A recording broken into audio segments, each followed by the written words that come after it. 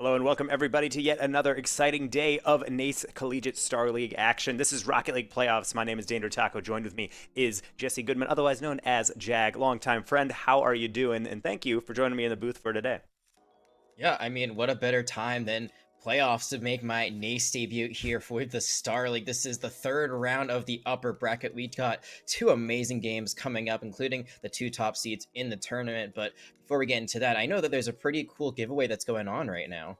Absolutely. In celebration of our dedicated viewers for the season here, NACE is giving away some in-game currency during the NACE Collegiate Star League Overwatch, Rocket League, and Call of Duty playoffs. That means one of you in the chat from this match's chat will be randomly chosen to receive either $25 or $50 gift card for in-game currency at the end of the match. To increase your odds and win even bigger prizes, follow NACE Esports, that's NACE Esports on Twitter, and post a clip from the match with hashtag NACERL for $75 or $100 in-game currency, or you can follow twitch.tv/NACE Esport and watch the broadcast for $25 or $50 of in-game currency. Winning matches are chosen at random, so make sure you watch as many as you can before the weekend is over. For more information, visit nacesports.org/NACE 2021 fall giveaway. That is naceesports.org/NACE 2021 fall giveaway again. So really nice opportunity to reward the fans for being loyal viewers for all this action that we brought them all season long, because we've been through quite the journey to get to this point.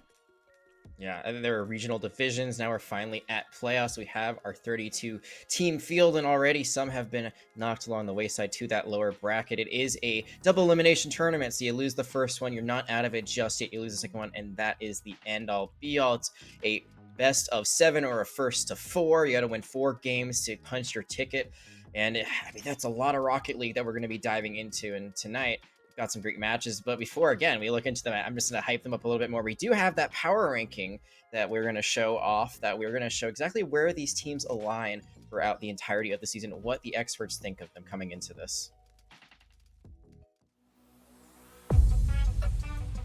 Hey y'all, I'm Squid, here with the Coaches Poll Power Rankings presented by Mavix Chairs. This is the Rocket League iteration where we polled coaches around the varsity Rocket League scene to see who everyone's looking out for.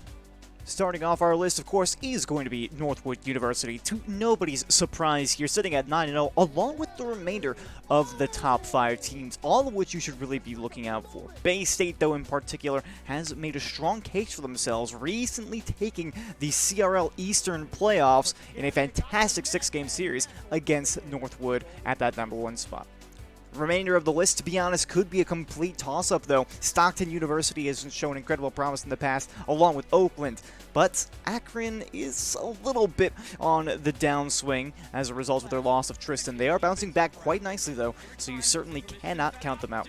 The remainder of this list here is populated by number 9, University of South Florida, and number 10, Boise State. You'll notice that all the teams on this list do have quite the substantial record. I'm personally looking more for Boise State, but USF, they have had plenty of experience in the CRL space, so there's no telling what kind of damage they could yet do by utilizing their strong mental game. But that's the end here for our top 10 on the Rocket League side. We'll have more for you next week. Once again, I've been Squid, and thanks for tuning in to the Coaches Poll. And welcome back from that. And of course, as we just saw, Jag, a lot of quality teams here. You have some teams on the upswing and some teams not necessarily living up to their potential, but that's really the nature of so much collegiate esports. It's all about that consistency, not only throughout the semester, but then semester to semester as lineups change, the metas change within each of these games. It's really interesting to see all these teams try to fight for that supremacy. And as you can see, we've been seeing quite a lot of variety throughout the season. Yeah, and the most interesting thing to me looking at that is actually all the teams that we're going to be looking at tonight are in that top 10 college coaches poll. However, not all of them had that top 10 seeding coming into this tournament, so that kind of just shows you that momentum being on the upswing that can put you in a better light to those professionals, to those coaches who really know the game more than maybe even I would. And we're going to see if that makes a difference, because #1 seed coming into this, Akron, losing Tristan, as they talked about in that video, he's a pro player. He's on E United right now. They're only number 8 in the poll, so actually going into this, they're at a disadvantage over Stockton. Yeah, and speaking of that, Akron and Stockton are going to be our first match of the day. We've got 2 matches back-to-back that we're going to be showing you guys, right after that matchup, we will be seeing Bay State College facing off against the University of South Florida. And those are two teams that are certainly going to be on the opposite sides, but at least until we get to that second matchup, focusing in on Stockton University facing off against Akron. That's really the question that we're talking about, because as you mentioned, in this bracket, Akron is demanding that #1 seed. They were playing incredibly well within their conference. They were able to get into those championship games, able to get into this final playoff bracket, but they're going to be facing off against Stockton, a team that the coaches believe might have a clear edge on them. Yeah, Stockton was the #1 team coming out of that Eastern Conference. Top Cheese is the player to look out for, their MVP of the season thus far. But one thing you had noted to me is that we really aren't sure if they can play their defense as well as their offense. Attack is very important. Getting a great counterattack off of a good defense is good, but you need to have that good defense in the beginning to even have that. And as we see those lineups coming in, Top Cheese is there. And as we've noted already, Tristan not there for Akron currently. So we're going to have to see if this lineup from Ohio can really bring it back and step up to the plate.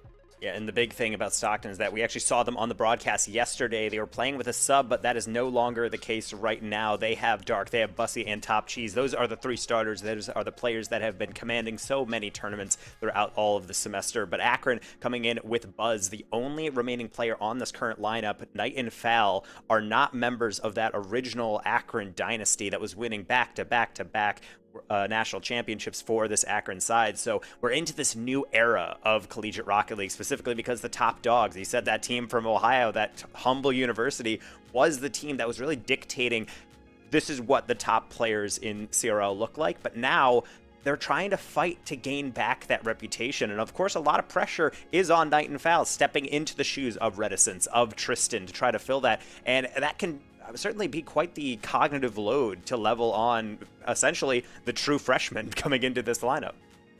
And it's interesting you say that, this is kind of a battle of, old ways, new dynasty. Can you formulate that? Because the team they faced yesterday was Northeastern University. And as an alumni from there, as someone who played for their Overwatch collegiate program, I know that, that Rocket League program also used to be really good back in the day. They were actually the first national collegiate championships. They also have had a lot of changes. They were only the number 32 seed coming into this. Akron was able to get that 4-1 victory over them yesterday. So it's kind of, putting that chapter aside, these old dynasties have fallen. Stockton also having a very impressive day yesterday. I don't believe they were on stream, but they were able to get a 4-1 victory themselves over the University of North Texas. So both these teams coming in, with one game lost, but that's not too bad in a best of 7, first of 4 series. Both of them coming in with a lot of momentum. Yeah, and right now we're of course still covering the upper bracket, but this is a double elim all best of 7 bracket. So teams can't really complain that, we got eliminated on a best of 3 or something. You have the full breadth of the series to be able to make your case. And with such a stacked bracket here for the NACE Starleague, it shows that you have all of these teams coming in. It seems like hundreds of teams almost that you're coming in and compiling into a league. And now we've whittled them away. We've cut the chaff from the wheat and found that we have the elite teams here in this bracket. So this is the chance to really make a statement, because we had talked about earlier how some players have to live up to expectations. Can they actually fill the shoes of their former players? And I think that's really the storyline I'm looking for Akron, since they're, of course, on the come up with a new lineup. But Stockton, this is actually a newer lineup. They have gone away from Gino Dark and Large, which was a former lineup that had seen some success but faded away. They completely remade their roster, and now they're back to kind of a new era of dominance, trying to kind of put their team back on the map. They're doing a good job, but right now it's so rough that with all these good teams, the lineups, we're only basically in round 3 of the upper bracket, and we're getting this level of matchup, which in former seasons might have actually been like a grand final or even a semi. Yeah, and you never know. It still could be the grand final with that double elimination format. The team that loses here could make their way all the way through the lower bracket and find themselves at the end of the rainbow when all is said and done. But that is just the unfortunate truth. There are just so many talented teams here. The talent level in collegiate esports as a whole just continues to rise and rise as former stars of the pro scene go back to college to get their education, to find some glory there, or just people that have been playing competitive for forever. They find their footing and they find a way to make a name for themselves in this collegiate scene. It's just an awesome thing to witness, and we're going to see if any new stars are made here today. We are currently only waiting on one team, so hopefully we're able to get into the game really, really soon. But in the meantime, we still have more time to talk about these teams we have coming up. I'm new to NACE, so I'm not sure if this is something we do, but do you have any predictions for what this scoreline might end up looking like?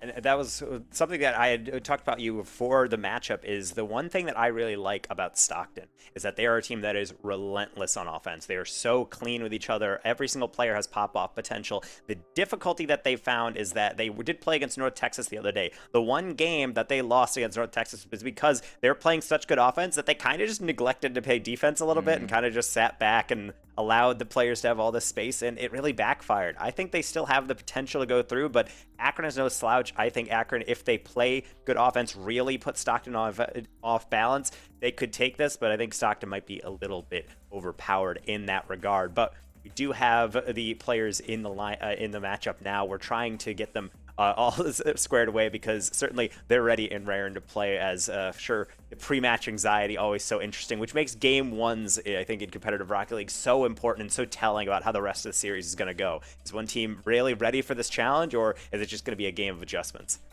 And I think also game one is a great way to see teams feeling each other out, seeing to figure out where the weaknesses are, where the other opponent's strength is, kind of their pace, and whether they play momentum based or they just play more for control. There's a lot of things that happen in this game one that can really set the tone for the rest of the series. And it is a best of 7, so I feel like in a best of 7 versus a best of 5, you do have more time to regroup if you do lose the second match, and you can regain yourself. I mean, having the ability to bounce back is such an important thing in any competitive setting. But that first game, if you can really exploit what your opponent is not doing a good job at, that could carry you all the way to a 4-0.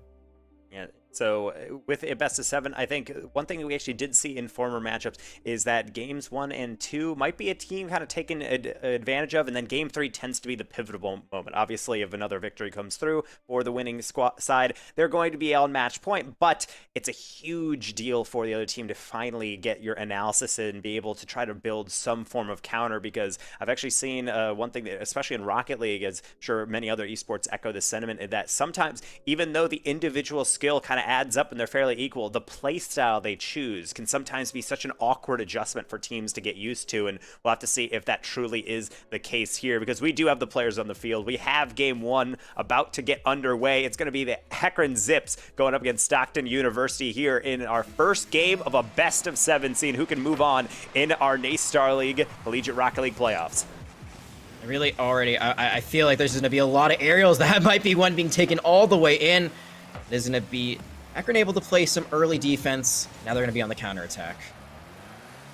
So it's really going to be about, as I mentioned, game number 1, is there going to be a tone set, or it's just going to be a back and forth affair as both teams trying to find their way through. Knight has a lot of space in the midfield. Dark and Drip almost getting picked apart here, as we had seen before that I was informed by my informants at Stockton University that actually they would not be playing with a sub, but it turns out for game number 1, Drip is actually in. So now I'm seeing, I was going to say the kind of full power Stockton team is on display, but instead they will have to adjust with their first stringer. Yeah, that's very interesting. I wonder if something happened last minute. Maybe this is the lineup they decide to run throughout playoffs. Maybe this is the lineup they have settled on. We'll have to see how that goes, but right now they have been stuck for most of this first minute on their own side of the field. They're now able to get it out, and they've got an open net, but no, fall there just to be able to make the save. And a good save. It was a good build-up from Stockton using that side wall as another teammate on the pass. They'll settle it again into the midfield. Knight cutting out, trying to find foul. Top cheese now, going up for a double tap, straight into the ceiling. Drip is quick to it, and that's going to be our opener. And there you go. Sub or not, they're the one to find the opening. It's a great 50-50. Goes straight up in the air. Top cheese to back down, and Drip there just at the perfect time. No one was in goal. No one was able to defend that. Stockton University are going to go up early in this one, 1-0. And so now Akron being caught flat-footed on that last play, and shows sometimes you can build a goal pretty organically just by getting to the ball as quickly as possible. It doesn't have to be the cleanest finish, and Stockton certainly taking advantage of that slight hesitation on the Akron defense. But now that they've learned their lesson, they can consolidate and head into the rest of this match. Granted, I think they would like to be able to get out of their half right now. Just constant incursion back into the corner from Stockton. Even when Akron does get out, it's going to be a long lob into the corner for them to chase. Dark was playing very far back there, so it was a 1v2, but they were in their net. They had a good amount of boost, so they had a pretty good defense set up. Some of those concerns that we talked about on defense, oh, they're going to be answered right there. I was going to say they did a great job up until that moment. It looks like Top Cheese was the one last there. believe they might have been caught off guard a little bit. Yeah, they try to chase the ball instead of playing in their own end of the field, and because of that, that's an easy goal for Akron. Now it's all tied up. Yeah, and Buzz can take a deep breath of relief. They had an open shot from a pretty tight angle. They just tried to smack it in as hard as possible, and it goes off the crossbar. Luckily, that back post player was ready and waiting. Now Stockton, having tasted their first real blow, it's all tied up, and love to see if they're going to be able to lock down the rest of the game. They'll play some good defense on the first Akron foray, but here comes Buzz yet again. An air dribble will be met by Dark off the sidewall. Knight chasing it down. Top Cheese, undeterred, will be able to get right to it, and Dark will send it deep for foul off the backboard, and it'll be just enough of a touch. And again, you mentioned those deep rotations coming from Stockton. It seems like the initial save when coming through from Akron does not have that clear follow-up. No, it does not, because they're just really quick to get onto the defense. Now they've gotten onto the attack once more. You see how deep they're playing in their own side of the field, so they don't really have anyone rotating at mid. They're playing farther back into their own part, which doesn't give them as much presence if they try to go for that follow-up shot, if they try to go for a rebound.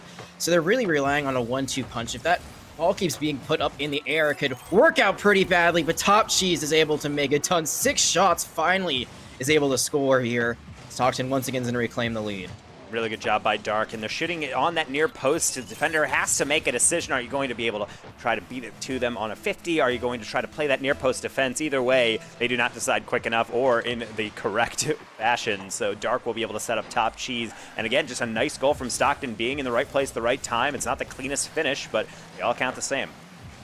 I really like that what Dark did, though. I think they were trying to bump them off course. The defender there is there for Akron. They don't really do it. They just kind of follow them through, and that's enough to create a kind of blinding effect. They're zoned out. They can't really see where the ball is coming from, and because of that, it really helps that goal go. And like you said, not the cleanest finish, but a finish nonetheless. Now Stockton in control of this game, just has to focus on defense functionally. Of course, they'll take some more goals, and they will be pressing for them. Dark into the middle. Top Cheese, a lot of space. Flick past one. The demo on his teammate means he's all alone, and it won't be enough. Buzz with the save, and now Knight on their horse trying to get back, but Top Cheese bumps him out of the way. So front to back here, Stockton taking care of business. And now Akron right back into their corner. This has been a pattern we've seen repeated over and over. Akron has glimpses at goal, but most of this game has been spent on defense. It's interesting because it seemed like that first minute they were actually the ones in control after being able to clear it out, but like you said, it's basically been Stockton controlling the ball all the time. That's going to be a demo from Buzz. They might be trying to get something going, but they still can't take it away from Top Cheese. So that demo ends up leading to nothing. I do like that pinch from Top Cheese, going maybe a little bit more quickly across the goal than he might have anticipated, but still buys them some time to get back on defense, and that's going to be needed. Buzz almost marching through all of them on the near foul. In the middle, Knight quick to it, but will be met by Dark equally as fast. Now the tap down, Drip. Being way to Top Cheese. That's an open net on the near post. He's going to miss, but it will get past an offender. Drip rejected again. Final 10 seconds. Stockton trying to lock things down, but here comes Buzz and Akron. Air dribble to the back post, but Top Cheese there just in time. One more push in for the Zips, but they're going to have a full court carry. That might be a bit too rich for them. Top Cheese in the way and will tap that one down to the turf. 1-0 to Stockton.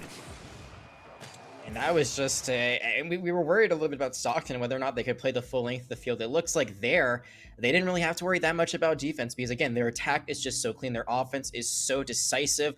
And, again, those goals they got, not the prettiest, not the, most award-winning. I don't think you're going to be showing that on a reel anytime soon. But they're still goals that you earned. You're still able to get a lot of good team play there after what it looks like. Mostly they were just carrying it on their own. It was the team play that helped get those 2 goals in. And that's a 1-goal differential that's going to lead you to a victory there. Their defense, again, like a little shaky here and there, but I feel like they're trying to counteract that by having those rotations early.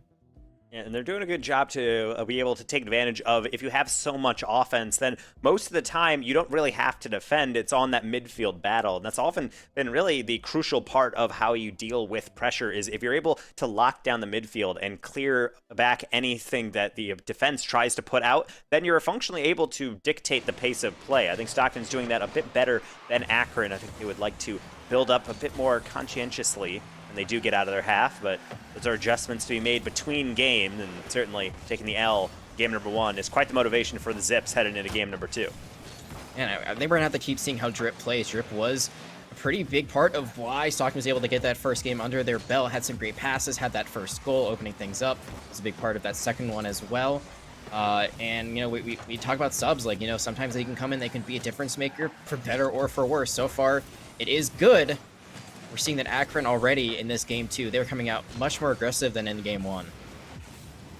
And at least they're following all these touches up. Knight will get a 50, but it only delays the inevitable top cheese. The long clear down. The miss from Buzz, and Fal had no idea how to react to that one. Drip with the opener.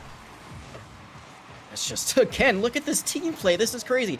Every member of Stockton touches it before it ends up going. That is goal-to-goal coverage there. Off the wall, a great pass. And yeah, Akron just looked a little lost on that. They didn't know if they should play the ball, they should play the net. And in the end, they didn't play anything but themselves there, as Akron again going to fall down early in this series. You're still within the first minute, so at least if you're going to capitulate, you're going to have to do it early. It gives you time to come back, but all the space in the midfield is not what you want to give. Top cheese, uncontested, doesn't get it in. The last second save will be able to save the Zips for now, but a double commit on the near post. That's not a clear foul. Just delays it up into the ceiling. Top cheese. Another one roller. Drip tries to make something of it, but it will fade back out into midfield for Fal to chase. Now Knight has a player up in support, but will take it by himself. Tries to go underneath Drip, but top cheese, liable defender in the back, able to get it away. Just get enough of a deflection for his teammates to come and help. And that was very dangerous by Drip. Tries to go for an early contest, an early 50, but they kind of miscalculated how far they had to go, or how high they had to go, where the ball was going. Doesn't matter though in the end. Keep their net clean this game, and now they are on the attack once more. Fal trying to get that clear out, but it's only going to go straight down into the bumper of top cheese. Buzz trying to take advantage of this space, will not get any dribble to go. Top cheese will cut in, try to just create some chaos, and something that I really do like from Stockton. They have these moments of pressure, and eventually they feel like it's going to pay off. Dark with a nice 50, it's going to angle right on in. Oh, and that's just a great steal dive by Dark, and just makes it happen. A great hit. I think that Akron assumed that was going to be a clear, or it was going to go up the wall instead of going back to net. They clear out, and that is an empty net goal for Stockton. This has been, I would say, a more decisive game thus far than in the first one, because the biggest thing is they haven't had to, they've only had one real defensive need where they had to go back. So far, it's just been everything on the other side of the field. I think that's something that Stockton does very well, is just be annoying on offense. And even when they don't have an immediate shot, they love just cut all the way across the field, get a 50 on you, and make you slow down, reconsider, and have to regain some boost. But Akron is not helpless either. That's a brilliant 50, and Buzz comes in for the cleanup. Last time it did not cost them those unlucky touches. This time it does. Drip misses it, top cheese misses it, Buzz does not miss it. That lead is cut in halves. Akron, they're not out of this one yet. 2:20 on the clock. Still plenty of time for this to be an equalized game. And it shows that Akron is getting away with not just sitting back. Sometimes when you do press the issue, go for those aerials deep into your opponent's half. They can result in some really nice deflections. Speaking of, Knight trying to go for another one. Dark was going to be able to get away from that one temporarily. So Buzz, let's lob it forward. Fortunately, a giveaway to top cheese, who will air dribble into the corner. Dark on the follow, straight into the ceiling. Drip, half rotation. It's a nice contact, and Buzz driving backwards just does not have the angle on the save. That we got to watch how this one unravels again. Dark goes for it, bounces up. Drip just on the drive-by, and Buzz does get a piece of it, but isn't able to stop the momentum. Didn't have enough boost going for that save. Ends up just knocking it down instead of out. Stockton, they are sitting pretty now. 2-goal lead once more. So brutal to see from Akron, as you say, unravel, and it's just so accurate to how their defense is going. It feels like they have a solid base, but just the amount of times they have to deal with Stockton continually half-rotating, getting right back onto attack, I think is just slowly creating some awkward situations, and they're not able to deal with it. You have to feel for Buzz, getting a piece of the save, but not ultimately completing it. They're right back to that 2-goal margin. Buzz, he wants revenge. It's a 2-on-1. He flicks it right on target, and a smart play. Dark going for the in-and-out save, and he is helpless to stop that one. Yeah, that's just a great bait there by Buzz. Look at this. Immediately you think, oh, you're going for the shot. Nope, we're just going to pass it on to our buddy there. Fal able to find the last little touch there. Again, it's cut down to 1. And Stockton, there's moments they do have to defend. It's very touch and go. That time, just going all the way in. Dark gonna push away that one for a moment, but I think Stockton realizes they can't just play aggro the entire time. They have to find a little bit more medium ground. Maybe just play for possession instead of going for shots. Just keep the ball away in this last minute of play. I think it's such a difficult philosophy to take up when you are a team that is so used to being able to press the issue and really force a team to sit back and play defense. So they'll have to see if they can find some compromise between the two, because I agree, they need to play defense. It's gotten a little unstable at times. Dark tried to put in a security goal, but nothing doing. Double commit from Akron will result in a long lob to the far side for Top Cheese to try to build up. Drip one-on-one with Knight. Knight actually going backwards into that one. Top Cheese instead will take their time on this ball. Go right back out to midfield, and that's some nice clock management, being able to not rush the play and resulting in some solid 50s straight down on target. Knight just able to get that to the side. Yeah, try to go for the pinch there between the top and the bottom of the goalpost, but could not get it done. 15 seconds left. And though Akron does have possession of this, it looks like actually Stockton were able to run up the clock. Maybe they will be able to. They have gotten it back, and if that's just going to be a dribble, at this point, we're just waiting for that ball to fall, and Knight going to be missing it. Oh my goodness. Oh, if Knight had gotten a piece of that, I think that was going in. I think that has to be a play where you are about 5 boosts away from reaching that one. They're just desperately upfield trying to cherry pick. And honestly, I like the idea. Just flick it a little bit higher. You beat 2 defenders. That very much could have been the equalizer there. But Akron falls short, and ultimately, series wins don't really count for how close the games ended up being. It's just about that final margin. Did you able to tie things up, take that lead, or not? And right now, seems like Akron is building on their success. It started very dominant, but they started coming back. But ultimately, Stockton is just a bit too sharp for them in the early games. Yeah, I think the fact that Akron battles back to only a 1-goal difference at the end of all things in this second game, just like the first one, is very impressive, because they did start out at an 0-2 deficit. So at one point, they were not able to score a goal at all. Then they bring it back to 1, have a great opportunity at the end.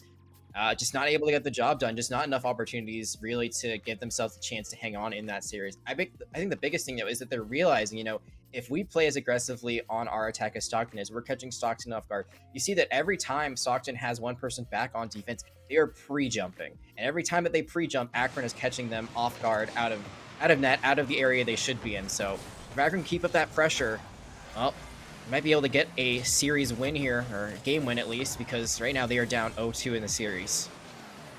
So I had mentioned in the pregame, Game 3s can be so incredibly important. It's either going to be Stockton going up on match point, trying to ready up their ticket into the next round, or it's Akron on the comeback trail, and it seems like Stockton is picking up where they left off. That nice infield pass will be rejected. Akron trying to answer back, will try and chase things down. Foul. Doing a good job of cutting out the midfield, but where is that second player? He gets a deflection, so Knight giving chase. Top Cheese will be able to get just enough of a 50, but combining with Drip will ultimately get that one slightly out of harm's way. Top Cheese and Dark combining for another one back into mid, and it seems like we have a fairly open game here in the first minute. No early goals for either side. Yeah, it seems a lot more back and forth than we've seen thus far in this series. I will notice that the boost amount that's being picked up right now by Stockton a little bit lacking, and that demo could open up the door. That time, though, Drip is there with the save, able to clear it out. And again, the demo, we've only seen it from Akron thus far, and neither time has it found much. Dark trying to find something there, but will only find the post. Knight over the top. Top Cheese landing in time, and maybe thinks about a bump on Buzz, but doesn't quite work out. A little bit of awkward play in front of the Akron net, but they're able to get it out. So Knight on their horse trying to get it middle, but it's such a weak touch. Foul will salvage it temporarily, but ultimately Akron going by the wayside on yet another attack, and they'll have to go right back into defense. We're about 100 seconds into this one. Still looking for that first opener, but I will say this is the most even I think we've seen these two teams. Absolutely. It's not even that either team can really sit up on either side. It's just back and forth, clears on clears on clears. Maybe Stockton is able to find something here. A lot of the time they settle down. It's not just like these crazy counterattack rushes that just come through. It's just they shoot time and time again. That time just a little bit too wide in the corner, but they're keeping possession. This is when they score. Top Cheese cutting in on the near post. It's going to miss. Drip will not be able to find their teammates, so Foul trying to think about some boost grabs. Will be able to get it just in time. Bit of a giveaway from Dark. No demo coming in from Foul, so Knight taking over high up on the backboard. Their Knight's clear forward for Dark into Top Cheese. The 50 will rescue the ball temporarily. Knight on the 50 will roll just wide. Top G's almost getting pickpocketed on this one. They're crossing half-time. Still looking for that opener, and Buzz in the Akron defense holding firm. This is kind of more how I imagine the series would go, considering that both these teams are in that top 10 coaches poll. Much more brutal back-and-forth battle than 5 goals being scored in one. That could be a chance for 1 goal. No, both go off the crossbar. Top G's trying to find it from behind. Gonna look for to do it themselves. They can't, and Dark misses. How have they not scored yet? That's just a barrage on the goal. Admirable defending from Akron. It might look frantic, but everyone is where they need to be, and they do it yet again. Buzz challenging off the ceiling, gets the first challenge. Top Cheese will be met by foul, so Dark is going to have to try and cover up something from this, but ultimately can only slow the ball down enough for Knight to come through. One more attack forward. Buzz to the sideline. Foul. Might have a beat here. It is a flick past one, but Top Cheese is back. Can he get the bump? He will not be able to. That's over Buzz. Third man and Knight to the back post, and it's going to be a drop-down save from Stockton, just getting away in time. Counterattacks on now. Top Cheese has it. It's bumped over by Buzz, but it does not matter. It still goes in. And somehow, some way, Stockton find themselves up again. It looks like Foul's also trying to bump them off from behind, trying to get them off course, but nothing could stop Top Cheese from getting that goal. Stockton, it seemed like they should have done that a lot sooner, but doesn't matter how they get that lead. They have it now. And that's why you don't want to give them space. When you have 3 players in the goal, it might seem like they're destined to score, but it was good defense instead. It had to take a counterattack. Top G's given just enough space. We know what they can do with it so often. Star player for this already star-studded lineup for Stockton.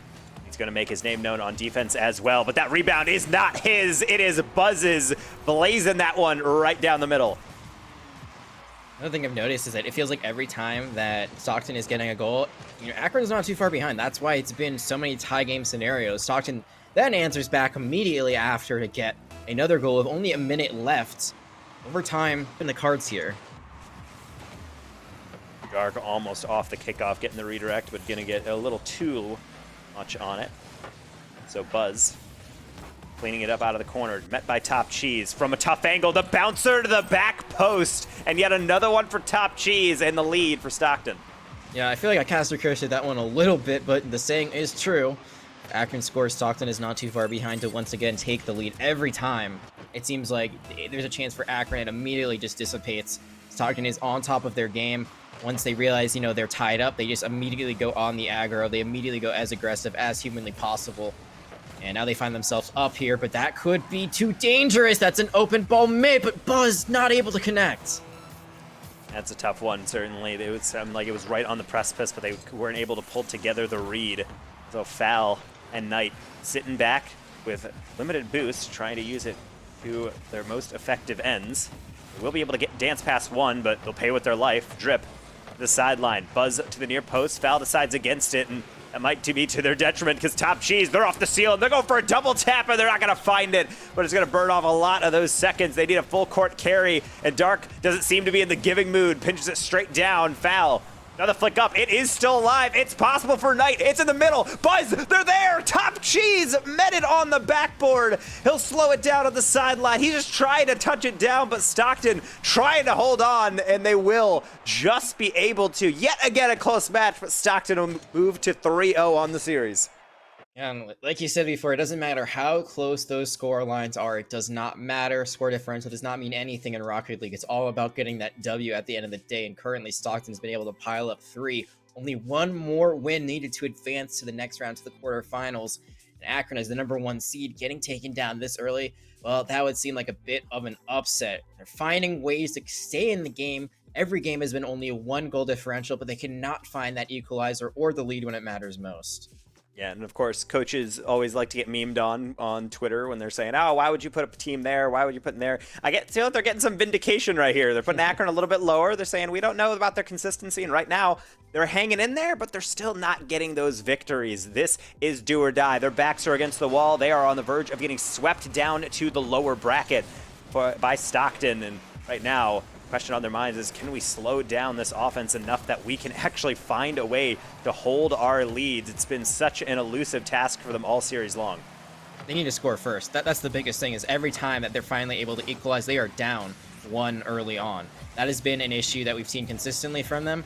This could be a chance right here, but looks like they're going to be denied for just a little bit. But I think that's the biggest thing. Just get momentum first. And it looks like with that demo, they really want to get something going. Top Cheese will cut it out, so Buzz taking their time again. Will get demoed, so foul. Coming over. Just a slight tap by Dark on the near post. Knight chasing. Drip quicker to it. Buzz left alone. Foul.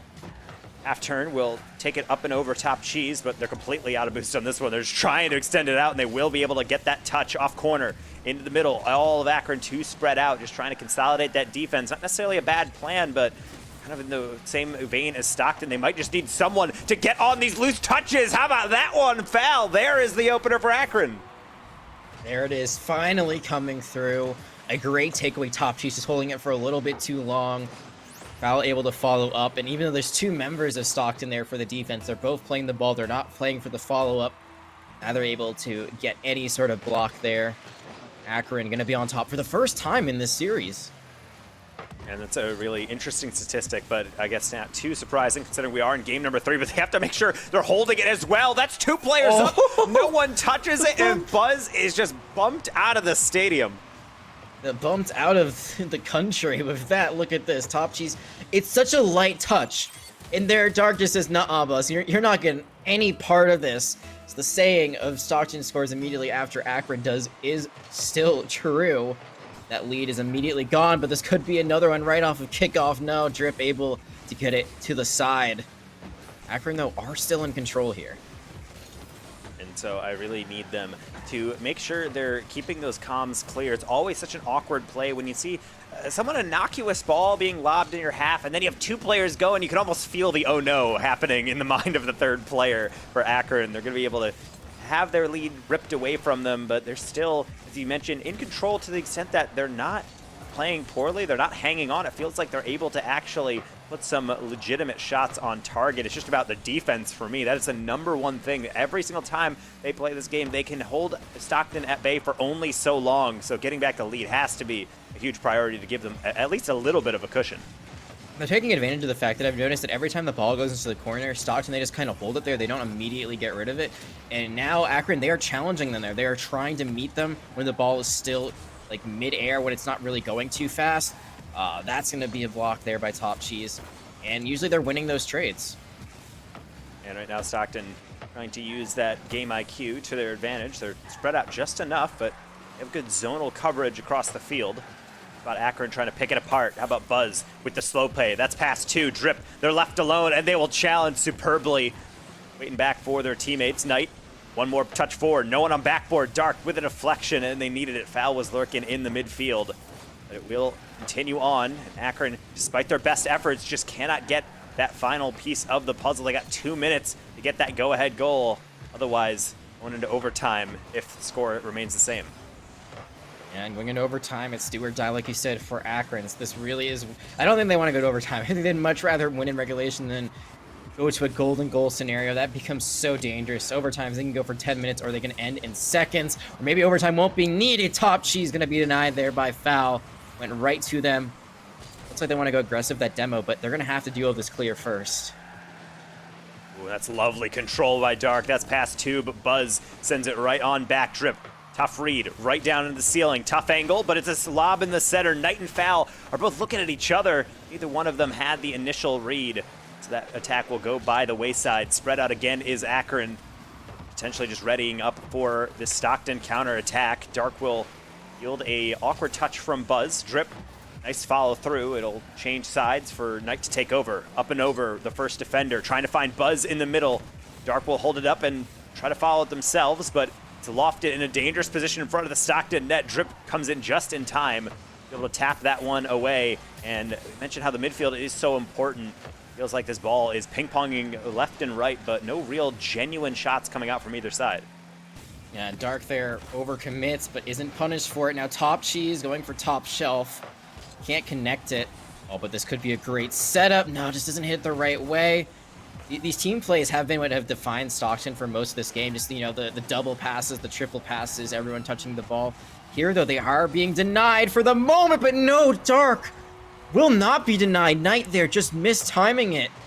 and Stockton taking the lead in the last 30 seconds. I love everything about this play from Dark. This ball goes up on the sidewall. Top Cheese doesn't have a read. Buzz gets down, but he knows he has to pressure this. He doesn't have the boost, so he just dives at it. Dark waits him out, gets an air dribble, and foul. And all that heroic throws at the ball, trying to get any touch on it, will be beaten by a simple self-set double tap.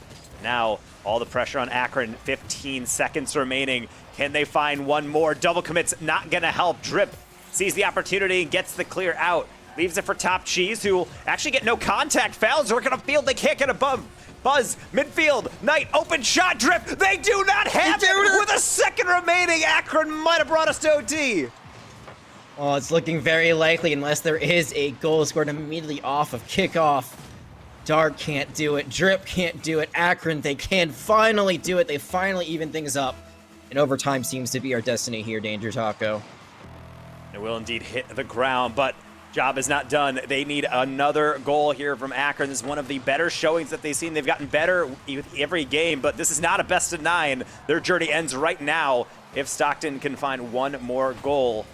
Going to try to start things off, but Buzz says no. 2 dunks back to back. It leads the way for Knight. Buzz, half rotation, but instead it's a deflection. Top Cheese, they have a double. They're setting it up. It's off the backboard. Dark puts it wide, and they will not be able to get the quick strike at OT.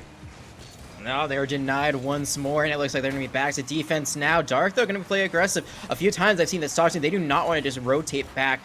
Earlier on, they were fine with playing 1 deep. Now they've been playing challenging. They've been going for 50s every time. They haven't really been punished for it just yet because they've really been able to have one person make a hero play. But as you see now, they're all running back because they didn't do it early enough. Buzz just too far away. He'll have to settle for a 50. Knight trying to salvage it, but it's going to be a nice 50 out. Foul. Up to Knight, over the goal. It's not going to find it. He's trying to follow it himself onto the near post. Buzz, that's a harsh angle. Top Cheese lobs it in the middle, and all 3 players for Stockton nearly required to 50 that one out. Close calls, but they're up onto offense, and Knight almost getting bumped by Top Cheese, but instead will take a dribble of their own. Back and forth actions. The pace comes and goes in waves. It's both sides equally liable to get this first goal, but not if Dark has something to say about it. Slows the play down, and that is gonna do it. Top Cheese in the bury, and Stockton completing the clean sweep. Picture perfect there. Dark lets that jump go over him. Carries it all the way in. Top Cheese there for the finisher. I think that might have actually gone into out Top Cheese, but you know what? Seal the deal. Get that last goal on. And here we are. That's a 4-0 sweep. University of Akron, and they are going to fall, unfortunately, to the lower bracket. Stockton, they are going to press on to that quarterfinals upper bracket. And although this was a 4-0, this is one of the closest sweeps I've ever seen in any esport ever, really.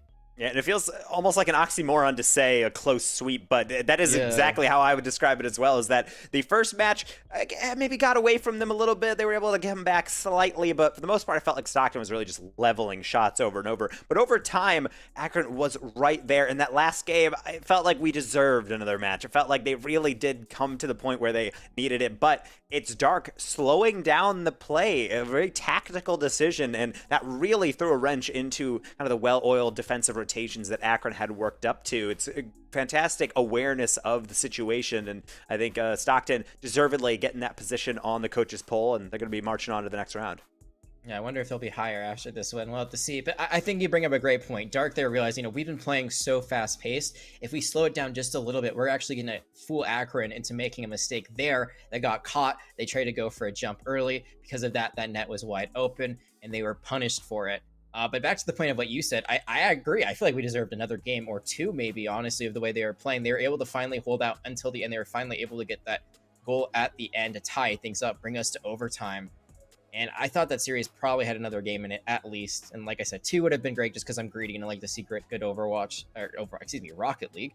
But isn't going to be found today, unfortunately, for them. And they're going to have a lot of good tape, I feel like, from this match to kind of go back, figure out what they need to work on, and go into the lower bracket and make a good run there.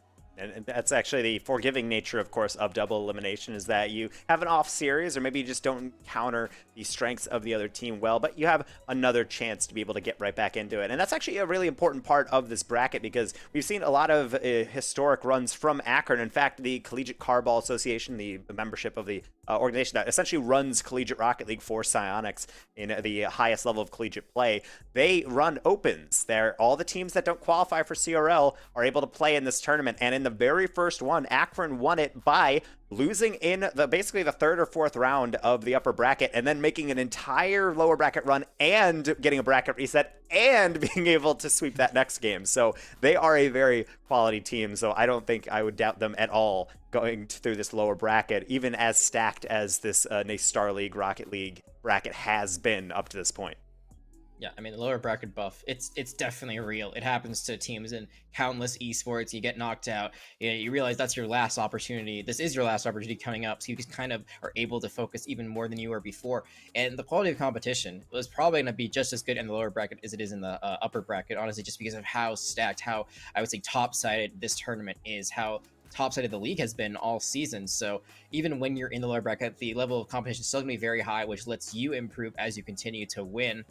And really, that's all it takes right now, is you just have to keep winning. It doesn't matter how many goals you're getting. It doesn't matter what the series scoreline, if it's 4-0 or 4-3. We'll have to see if Akron can make that comeback. But in the meantime, we are going to celebrate Stockton's victory here with an interview. We are just waiting on one player. It looks like we're going to be interviewing Dark in just a few moments. And I got to say, they had quite a game this series.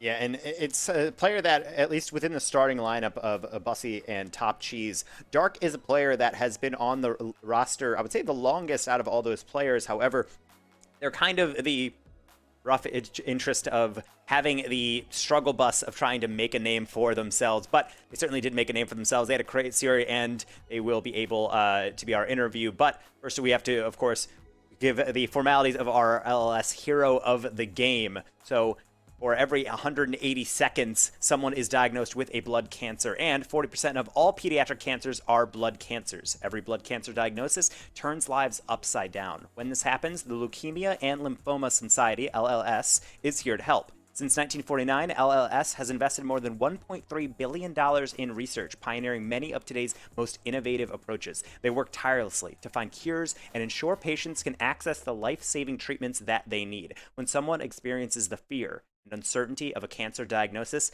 LLS provides hope, compassion, education, and support. So just like LLS is making an impact in the cancer community, the LLS hero of the game represents the player who made the biggest impact in the match played, whether it was a clutch play, a sacrifice, or provided strong leadership when it mattered most. Today's LLS hero of the game is our interviewee, Dark, from Stockton University, fresh off of a 4-0 sweep. Dark, I mean, we talked to you yesterday. You said you were feeling good, but now you're deeper into the tournament, and it seems like you guys have gotten even stronger. Yeah, we just kind of, focused up and sweated a little bit to take the dub, Yeah, I mean, you guys played very terrific today. It was still a pretty close series overall. I mean, it was 1 goal differential for, I believe, every game in that series, but you guys were able to clutch up still every time. I want to go into that last game of the series. You guys get scored on in overtime with only about 1 second left on the clock. You have a pretty back and forth overtime period. You, in particular, had a very, very good play there. You were able to get a fake out. You were able to get someone to jump from the other side. Was that something that was kind of devised in, like, I guess before, like, were you thinking, like, we've been playing really fast so we can kind of trick them if we slow down, or is that just a split decision moment that you had that helped you guys win the game? Well, I think in that game it happened about, I think, 2 times. I was able to like fake them out kind of on the goal line. So after the first time it happened, once we were in OT, I was like, well, if it happened 1 time, why not try it again, see if they fall for it again, and they did. So going through that game, I think the one thing that I've always been kind of worried about you guys is that your offense is up there with the best in all of Collegiate Rocket League, but at times you get into trouble on the defensive end, whereas maybe a touch doesn't quite go through, or you get a crazy 50 coming through. But it seems like that was mostly consolidated. Have you guys really been trying to focus down on playing the more consistent game-to-game pressure? Because I felt like your rotations were very clean for about 3.5 games out of that series, where it felt like you were pretty much just locking the door on the midfield and not allowing Akron out. Yeah, I think that playing that type of play style actually fits us a lot better rather than playing an all-out aggressive type of play style. I think that we're really good on defense when we play a certain way. That's kind of where we stand out when we're on point and popping off. So yeah, I think that that's kind of us playing to our strengths a little bit. All right, last question here from me. So Drip coming in, more of a substitute, but they've been playing the last 2 days. Is this going to be a permanent role where they're going to be playing in the starting lineup, or is it going to be possibly different going forward in the rest of the tournament? Well, so yesterday I said Bus was going to be playing today. He was supposed to be, but his computer was having problems, so we just had Drip hop in and play. No, he's going to be replacing me. I graduate in December, so he'll be replacing me. So after that, the roster will be Top Cheese, Bussy, and Drip. But for now, no, it's still me, Top Cheese, and Bussy. Hopefully later we'll be playing with Bussy. But again, super grateful to have Drip there to hop in and always be super solid for us. Yeah, certainly. And they're super solid. And of course, it seems like you guys are still getting that victory. So congrats on almost graduating. Apparently, senioritis does not extend into Collegiate Rocket League because you guys will go on to the next round. We'll let you go and get back to your evening and for any homework or celebratory activities you'd like to take. But any shout outs you want to give before we let you go? Yeah, I want to give a shout out to Andrew, Matt, James. I know you guys are watching. Shout out to Bus. You know what I'm saying? He couldn't make it, unfortunately. PC problems, but shout out to anybody watching who knows me. Appreciate you. Sure, Bussy's watching on his phone or something. But thank you, Dark, Yeah. and have a good rest of your evening. Thank you too. So with that, we'll let them go on to their day. And of course, it's so nice to be able to see Stockton and players like Dark pop off in crucial situations. And to be honest, it's great to be able to learn from players like that, which is why we're super excited after that interview, to be able to talk about Medify, one of the partners here for the NACE Starleague. That is an online coaching service. It has the top quality coaches and former esport pros or current esport pros in a bunch of different games. And partnering with NACE Starleague allows you to get a discount on your first training session. If you go to medify.gg and type in CSL15 at checkout, you will get 15% off your first coaching session. You are able to book it completely online, do replay reviews by submitting online replay files to coaches to get feedback, or be able to schedule a session with yourself or your entire team if you're looking to bring your collegiate esport program up into the next level. Sometimes getting that top tier knowledge from an experienced veteran of that esport, it can be really the step that you need to take to bring your program to the next level.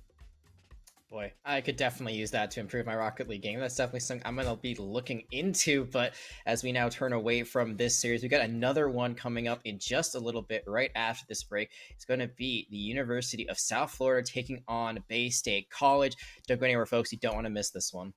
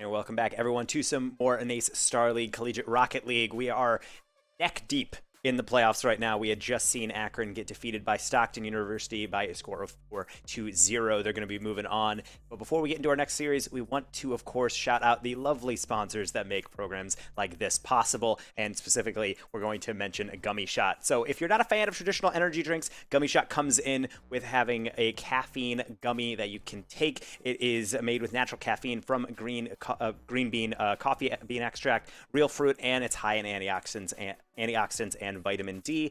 They're gluten-free and made from gelatin, soy, and artificial dyes, but they're also fairly long-lasting. It's 75 milligrams of caffeine within every Gummy Shot gummy, and you can also customize and kind of decide how much you really need throughout the day, whether you just take one just to get through a meeting or something, or if you want 2 or 3 to really power through the majority of your day. Not only that, but they are bursting with flavor, and then all the flavors use real fruits, including sweet and juicy elderberry, tropical, which includes pineapple and mango flavors, as well as Valencia orange to satisfy that citrus craving. Each product comes as a 3 or 8 pack and are available on Amazon, and you can click the link below on the Twitch panel to find out where to get it. And of course, a bunch of these energy drinks nowadays, especially the ones that I usually chug down, can get a little weird. You don't really know what's in them, but it's nice because Gummy Shots are made with labels that you can clearly understand with all these natural ingredients and with those green coffee beans, as we had mentioned. And of course, being high in antioxidants and vitamin D, giving you the nutrients and nutritional value that you would crave in something that helps you stay awake, to be able to be a necessity to get through your day. So, of course, getting personalized into your schedule, Gummy Shots are a great way just to very quickly ingest some caffeine, be able to get through your next esport game or your series on here on the NACE Starleague. So certainly check them out. Gummy Shot products are available on Amazon.com and also on GummyShot.com. So please give them a look. It's sponsors like that make these events possible, and it allows us to then branch very smoothly into our next matchup. We are going to be looking at the University of South Florida up against Bay State College, and Bay State has been around the block quite a lot, and they are been making a name for themselves. So USF, very interesting matchup they're going to have to pull out here. Yeah, they're number 2 seeded. They're number 2 in the coaches poll. They had a very good first round, beat Wisconsin 4-1, and they beat Northwood White, who are the number 1 team according to the coaches poll, just very recently in the Eastern Conference playoffs. They won that series. It was, I believe, first a 2 series win, so not like a best of 7. It was you get to win 2 series back to back. And that Northwood squad is a team made up of a former and 2 current pros playing in the RLCS. That is a big feat for them. There's a lot of momentum here for Bay State. USF, number 15 seed, ranked number 9 in the poll, still a top 10 team according to coaches, has had a bit of a rougher, I would say, first round in the playoff. They only played in the last round, and that was a very close 4-3 matchup against Missouri S&T. So there's definitely, kind of a David and Goliath vibe coming into this. And I think it's really going to be on South Florida. Keep up the pace. Bay State College, in the words of Dark, our former interviewee for Stockton yesterday when we interviewed them, was that Bay State College is one of the most annoying teams to play against. Not because they're really trolls or they're messaging you a lot. It's just because they are all incredibly mechanical players. They go for a bunch of demos. They never leave you alone. And I think South Florida is going to have quite the interesting time, because I think it's a unique experience when you play against a team that has been so dominant, that is making a name for itself. In game number 1, it's almost like you're getting shell-shocked, since they might have never played against a team with that level of ferociousness before. Yeah, I think that's the big thing. I think demos might be the name of the game in this series, honestly. If USF wants to get an advantage, they might just have to take someone out of the play for just a little while. In the last series that we just saw, we did see quite a few demos, and it never really felt like we would set up anything on attack. There were a few attempts, but usually those would get canceled pretty quickly. It was usually just stop any other approach from the attacker. So that, if you're a defender, just demo whoever has the ball, and then that's the end of that. I think this time USF, when they go on the attack, they have to look for those aggressive plays early on, because we saw how easily you can lose momentum in a series, even when it's super close. I mean, just ask Akron how that went. And certainly they're going to have to lament that loss, but that is in the past. We are now in the present. It's USF kicking off against Bay State College here in another best of 7 matchup. And trying to get that tone ready. Bay State College, they are not infallible. They have lost some series before to some surprising results, and that's what happens when you have some complacency. Banging the defender out of the way. Now that's a great bump in the middle of the air. No one is able to get it. It's another bump. Actually, it's 2 bumps to set that up. It's a great team play there by USF early on. 13 seconds in, they already have the first lead of the series. Well, that's a great way to start off, and I do like it, is being able to tap the ball, and ultimately, it's almost like the defenders took their eye off the player. They're like, all right, well, they tapped the ball. I don't really have to pay attention to him, and they paid the price for it. It's going to be an opening goal for USF, and yeah, talk about starting it up on the right foot. The lead now, and potentially a second, but it's going to be too rich for Feenstra, not able to put it on target. I think the biggest thing is you always want to be looking where the ball is. You don't have to track it necessarily. You don't have to follow it with your car, but you always have to know where it is at all times so you can make the best play as Feenstra is going to double that lead very quickly. They're keeping track of where that is. Banger winning that 50 on the wall. Feenstra just perfectly set up. It just seems like the angle there for Falls, not able to get the angle they needed to try to block that out. And South Florida off to a great start here. And this is something that's personally surprising to me, just knowing how dominant Bay State has been throughout this season in pretty much all competitions, even outside of NACE Starleague. So being able to be punch in the mouth is really a testament to how well USF's offense is performing. Sometimes just putting the ball in an awkward position can trip up even the most sturdy of teams, but you got to be careful on your own end. Elmar coming from the sidewall. That is just a great follow-up play. They don't give up the angle. They follow up on the block, play it off the wall. That is why they always say, you know, follow through on your shots. Never give up after the first one. And there, it's going to be Bay State getting one back. And Omar, of course, a player that has been recently more and more in the spotlight. A recent signing as the new third to the Pittsburgh Knights, an RLCS caliber team. So leading the way with no slouches. For those of you who are unaware of Bay State, Falls and Neskov are arguably the two best players in the entire nation of Mexico. So this is quite the lineup that Bay State has formed, and arguably this is really their first kind of like inaugural season in any competition. So it's really a big deal that they've gotten this far. So certainly it's kind of awkward now that they found themselves playing from behind in some of these plays. Banger nearly fitting through number 3.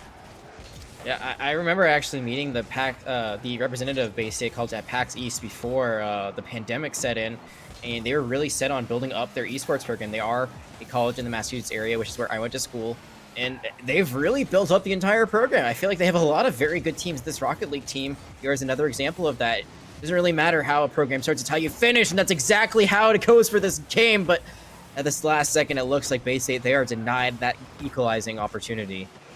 The attack's not done yet. Commit needs it out, and it's only going to fall right into Omar. The double tap. They do not have it. Falls. It was not ready for the next touch, so Neskov's trying to buy some time, but it was a nice opportunity almost twice in a row. Both of them will go begging. Omar caught in no man's land, but not on target, so they'll be able to settle it down temporarily. Feenstra gets dunked. Omar still in the mix. Has Neskov on the back post. Can Falls find him? No. Commit with the quick challenge. Able to get that one away, and extension to Banger. The demo lead the way. USF popping off in game number 1. And what did I say in your talk about? This is exactly what I wanted to see, and there it is. Banger leaves it there for Feenstra to pick up. The demo comes in, so there's no one there on the side of Bay State College, and South Florida continues to make this lead work for them. Still 2 minutes on the clock. Bay State not out of this by any means, but they're starting to fall away from it. With 2 minutes remaining, that is probably a very uncomfortable amount of time if you are South Florida to be able to hold this lead, but so far it doesn't seem like they're too worried about it. They're able to confidently challenge these touches in the midfield and almost get these extensions. Nothing there from Banger, and Commit goes all the way through. Tactical fake or not, Bay State gets away with one more, and Omar trying to salvage will get beat out by Banger. Commit up for it, but only will go into the corner. Banger, another miss. Feenstra, deflection. And Commit as third man will decide to turn away. Omar is attempting to get it downfield, but Bay State very out of sorts. They're just trying to get some possession, but nothing really clicking as of yet. Hey, they're a bit shell-shocked, honestly. This is not what I think anyone involved was expecting as another demo comes in. This time they're not really going to be able to find much off the back of that, but it will make this attack coming in from Bay State a little bit lesser, but just as I say that Feenstra is taken out of the equation. It has a lot of space and will not waste it. That is a nice clear down. Omar, temporary slowdown, falls up to create some havoc. Off the sidewall, Banger. Plenty of time. Omar will give them that space as he retreats to get some boost. 50 underneath will be another roller into the corner. Neskov Trying to salvage something out of this one will be met by commit. And right now, the thing that is impressing me most about South Florida is that they are bringing the speed and, more importantly, all the quality 50s to stop dead in the tracks pretty much every forward advance from Bay State. This 2-goal lead is a nice cushion, but it's not foolproof. Commit the backward save flying across the near post. They're able to get another one out, and they just got to last another half minute. And realistically, all they have to do is, if they do give up a goal, it has to be in that last, like, 5 seconds of play. Then it's going to be incredibly difficult for Bay State to get anything else. An opening kickoff might be what would do the trick there, but they don't even have possession right now. Feedster trying to pinch it in. Doesn't get it done, but they're still in position. And USF are on their way to what could be the beginning of an amazing upset. Of course, you don't want to count their chickens before they're hatched, but at the very least, you can start with game number 1. There is not enough time to get 2 on the board, and USF will let this one touch down. As you said, taking the first step on quite the dramatic turn, the tale of this, really the entire season here in game number 1. Yeah, that was just, they came out of the gate swinging, and they did not miss whatsoever. It seems like they did give up 1 goal along the way, but it felt like they played a very good full-length game. Their defense was immaculate for the most part. They were always back when they needed to be. They were playing different angles. They weren't stuffing the net. They weren't playing scared. They were not playing scared whatsoever. Even though they were coming into this, the lower seed, the lower number in the coaches poll, they played just as good as, their opponents, as Bay State. And I think they, they can be like, we respect you guys as a team, but we're not going to play like we are afraid, like we're lesser. And that play style has led them to this 1-0 lead. Now, there's still a lot more Rocket Leagues to be played, so who knows how the rest of the series will go. But if they continue to play like that, and if they continue to, I think, up the demolition play, because those demos really did help them secure that victory, they've got a very good chance of running away with this one. And as acting as an analyst on the Collegiate Rocket League B stream, I've been watching Bay State for a long time, and partially it's my job to make sure I can keep up with their playstyle, and you hit the nail on the head with not being afraid. The number 1 issue players face when they're facing off against the Northwood Whites, the Stockton Universities, all of these Bay State colleges, is that they know the other team is incredibly good at the game. And so they try to give themselves some leeway. Let's give them a little space just to be able to really organize my play out and then challenge when I'm ready. That is not the play. Take the fight to them, and as long as you're hitting the ball consistently and getting quality 50s, you can really make a difference. That's what game 1 was, really this whole storyline. And now into game number 2, does Bay State have a way to punch back? I mean, you're taking the fight, and then they're taking the entire, army to them right now. They're taking the kitchen sink and everything involved in that kitchen, as they are going to be looking for another opening goal. That time it's going to be put away, but you can see, in the second game, they're probably going to feel even more confident after how that first one went. Yeah, but all about consistency. You can have one pop-off game, but BO7 is made of many moments. Falls trying to get their own moment, but will be denied. Omar, double tap, brilliant setback, but Neskov was already turned away. Not ready for the next shot through. Banger, tap down, commit with a tactical whiff. It might open up a pass. Banger, it's a brilliant tap down, but it's too far for Feenstra. They will not be able to beat out Neskov, and now a miss on the defensive structure, and Neskov will be able to collect the reward. Well, that play just broke down on defense. A great clear up the field. Neskov just takes it all the way in. That corner play. South Florida, just a little bit too quick, a little bit too much boost there. Maybe thought the ball was going to go up the wall more. It dropped down. Neskov able to just follow through there. Bay State College, 50 seconds in, able to take the lead here in game 2. Game of pixels, and right there was commit trying to get the very cheeky running up the line and get the perfect clear. The problem is it might just be simpler to jump into the ball and then ricochet it up the line. Either way, going to be living with a bit of regret, so not too much. Can't hang their heads, only 1-0 to start off the game, but certainly something that Bay State would have wanted to be able to warm themselves up back into this series, and will be able to certainly continue their attack with some pretty hot pressure coming through. Omar with a brilliant fake, getting past one, but not commit, hitting that E-brake just in time, and they'll be able to survive with a clear. Got a demo as well, but I believe everyone is back on the pitch once more, so that 3v2 advantage won't mean too much as they again have to play defense. An aggressive play we saw earlier on from them, it isn't completely shut down in this, and now it's a 3v2 the other way. Neskov gonna get their second on the day, 2 shots.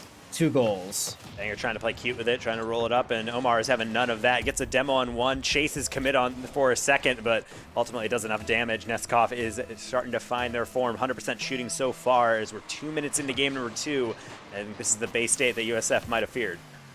And this is the Bay State we were expecting. I think that everyone that involved was expecting.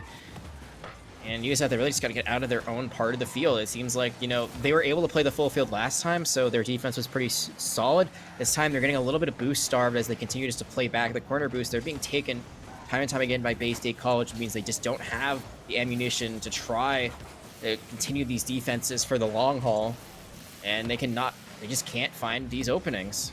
Ooh, commit missed that double tap. I know they were fiending for it on the follow, but be making amends now. The pass into commit, but I think you're going to get beat out and really going to have to retreat onto this one. On their own sidewall, Falls just chasing immediately. Neskov, no hesitation, trying to find him on the fall down, but will not be able to connect with their teammate. We've just hit halftime, and you had mentioned USF really being locked in their half. I mean, that is really saying something, especially they only have one shot so far in this game, so clearly these chances coming at a premium, and they're too far few between right now. As you had mentioned, offense has been such a nice defensive capability for Stockton. It seems like Bay State is taking that strategy and turning it up to 11. Yeah, absolutely. And it's working now, wonders. Now that they can play at their own tempo, at their own pace, a 2-goal lead. It's not the most comfortable in the world. Usually you want to get around 3, I would say, before you really can just park the bus. But currently it is enough for them with 2 minutes. They're not going for any crazy plays. It looks like they're looking for opportunities there. It looks like there might be one. But instead they're just going to continue to control. Bit of deflection from Omar on the way out, but will actually act as a fairly decent back pass. Neskov muscling through the first challenge and getting a high deflection on the second. Omar, another tap down, but will be met on the air dribble. Feenster giving chase, beating out one defender. Neskov, immediate challenge, but Banger is ready for it. Now in the middle, commit, beats out Omar, Falls left alone. It's a high lob. Do they have the foul? They're trying to use the pre-flip. They're not going to get it. Commit will not be able to put it on target. Their best chance of the game. Their accuracy will fail them at a crucial moment in the final 60 seconds. I don't know how many more of those they're going to get. Not many, not with only a minute left. They're also going to be down commit for just a moment, but they're still going for this attack. That's going to be a miss, but are on the aggression. See if they can get something done. They really got to score, I think, in the next 20 seconds to give themselves a chance to get a second one later on. Right now the communication's starting to fail them. 2 players going at it, and only one will get it. Flicking past the second. So now Omar taking available of the confusion. Lobs another one deep for Neskov. They can't fit it in, but how about Falls on the follow? And there's number 3, and that one will neatly sew this one up for Bay State, it seems. Yeah, that is almost guaranteed to be game 2, going to Bay State, evening up this series 1-1. 3 goals in 33 seconds. It's not impossible. It's going to be very tricky. A goal off of kickoff could jumpstart this offense for you, South Florida, which has been a bit lackluster in this second game compared to the first one, but I don't see it happening realistically. And I think this is also a tail of the tape for teams that are playing Bay State. You might have to rely on solid 50s. Commit will get one, and granted with 22 seconds, it could be worse, but it's going to take a lot more of these awkward challenges to come through from Bay State. And I think ultimately in these games, they get the Bay State defense, they're chipped away over time, but ultimately it takes so much consistent pressure to break them down. In game 1, they really did have that fearlessness, that flawless contact, and it just goes to show you have to really bring it for 5 minutes every single time. Otherwise, you might be the victim of a pretty dominant Bay State victory. Any given day, any team can win. If you're not playing at your all and you give up, just for a minute, you think, all is said and done before it even starts, that just lets another team get in on the action. This will not be a clean sheet, but it will be a pretty clean victory for Bay State, evening up the series overall 1-1, and we're at least guaranteed a game 5 now. So no sweeps, those are off the table. Bay State looking like they are back at the table, back at the head of the table, I must say, with a very dominant performance. And it was very nice to see from Bay State getting these goals, but they weren't necessarily mechanical plays. They were just really working through and getting some bumps, getting some counterattacks, and being able to work through on their aggression to be able to keep enough pressure to just slowly whittle away. I think USF is going to have to focus down and really take a deep breath. I think the worst thing you can do in this game is start to think, Here we go. This is what we were afraid of, and really just get back to the successful things that you were able to do in game one. Keeping it simple, keeping it fast, and not trying to over-aggress in a desperate bid to get ahead. If you just play your game and play it solidly, you can really compete at this level. But with a 1-1 series, we're not going to be seeing any sweeps, so that's off the table. But at the very least, you do not want a team like Bay State gathering up all that momentum going into the next couple games. And I think you brought up a really good point. Play the game, the way you want to play. It didn't seem like USF got any chance to do that in the last game. The first one, it was all them all the time, so they could really just kind of pull out the directory that they wanted, and they directed traffic like they wanted to. This time around, it was just Bay State immediately jumping on the ball, getting momentum early on, getting very good goals early on, and then from there, they never really had a chance to get it back. They did get that one goal, and I don't want to call it garbage time because there was still a chance, but really it was the last 30 seconds, so that could have been the jump start to something, but they really needed that a minute, I would say, sooner than they got it. That could have been a great way to potentially equalize it, but they didn't. Here we are, game number 3, all tied up. So the story will continue to grow. We had the initial sucker punch coming in from USF, and they seem able to shake it off and get back in the next game with a victory. So how will this next game go to break this deadlock? Got 5 minutes on the clock, and Omar looking hungry in the corner. He's trying to advance it down, but will be cut out. Neskov, temporary touch. Flip reset will not come through. USF just trying to stack back enough onto defense to be able to slow them down, and all these tricky touches from Omar are really doing a good job to advance it up, but Feenstra ready for it. Will deflect another one out to their corner. So far, USF, they're hanging in there, I'd say, more so than they were in the last one, but just to say that, that's a great save from Feenstra, jumping across the net, make sure it doesn't go in. They got to get something going on attack. They cannot just stay on their side of the field the entire time. That's what led to them being in that hole in the last game. I do like the patience on some of these clears. It's so tempting just to clear as hard as possible to the sidewall, but that's what Bay State is relying on. So these softer touches are allowing them to have a bit more space on their clears, be able to formulate a plan, and really have to make Bay State start to hesitate whether or not they're going to go all in on it. I think that might be the way forward, and maybe the counterattack as well. Commit, not able to wrap around that one.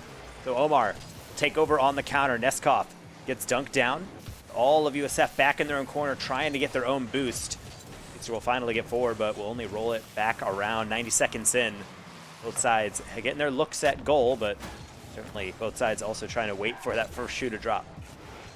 And that shoe has not dropped just yet. All's looking for something there in the air, not finding it quite yet, though. Yeah, USF has had moments where they're getting on the attack, but it seems like immediately taken away, and it might be taken to goal. It's denied. They still have not been able to clear it out. You cannot. You got to have longer length on attack. You can't just have it for 3 seconds at a time and then immediately gets traded back out, cleared out. You really need to have a set-up attack in the zone for a little bit of time that's going to wear down Bay State. So far, not able to do that. I think these counterattacks are really important. They need to have a semblance of a structure going forward, but it can be so tough to have a structure when you have one player capable of going past everyone. Omar setting up a deflection, and Neskov will be denied. Falls the back pass. Omar back onto target. Double commit from USF. You wanted an insight into their psyche right now. Defense just trying to scramble, get any of these touches. Neskov one more going forward, and the bump play results in a goal. It just takes too long. The defense for USF is so sound for quite a bit, but eventually you're going to run out of boost. Eventually you're going to get displaced a little bit. And you saw there, Feenstra actually got bumped on the way down, it looks like. So they were not in position to make the save. They were, but they got hit out. And there is going to be Bay State going up 1-0. Half of this game 3 is gone. USF looking to find an answer here. Omar just so good at those air dribbles, and it's something that Bay State, all 3 players are capable of that mechanical skill that they needed on defense too. I see Commit peeping through with a flip reset, baiting in a defender and setting up an easy finish for their teammate. Oh, look at that, the timing to get that hit. So Banger could knock it down. That is just milliseconds between it being blocked by a defender. There, they get it through, they get that goal, and they get the equalizer. Now, all things are back. Basically, it's a 0-0. It's 1-1, but it's essentially a 0-0 game, and USF finally showing some signs of life. Bay State leading the counts on statistics. They're +5 for shots, but as Bay State is dealing with a more and more confident USF as they get back that swagger from game number 1. See how that statistic will change. As of right now, doing a good job of locking down the midfield and continuing to get those demos. Falls leading the way for Neskov. It's too rich for Omar, but they'll be able to set up a double. No, they'll leave it for Falls. It's underneath all of them, and the slow roller will get them back their lead. That is an oopsie daisy right there. Banger misses it. Fiendster miscalculates it, and then Commit, the last person there, isn't fast enough. 3 attempts to save that goal. None of them connect. Bay State College, they are giving back the lead, and it's down to 1:30. Honestly, a part of me wonders how much of that finish was Falls trying to beat a 50 in, and then everyone jumped over them, and they just happened to say, okay, well, I guess it's just still going to roll on target, but either way. Even better. Yeah, I won't doubt the foresight of Bay State to be able to get that one in, and going to have to use that foresight again to foresee how to stall out this USF attack. Have to do it for 60 more seconds to be able to scrape by in this game number 3, and it's a tall order, especially with Commit going for crazy angles like that on the far side, not able to touch it in time. Beanster, that's a giveaway. Omar says thank you very much. There's goal number 3.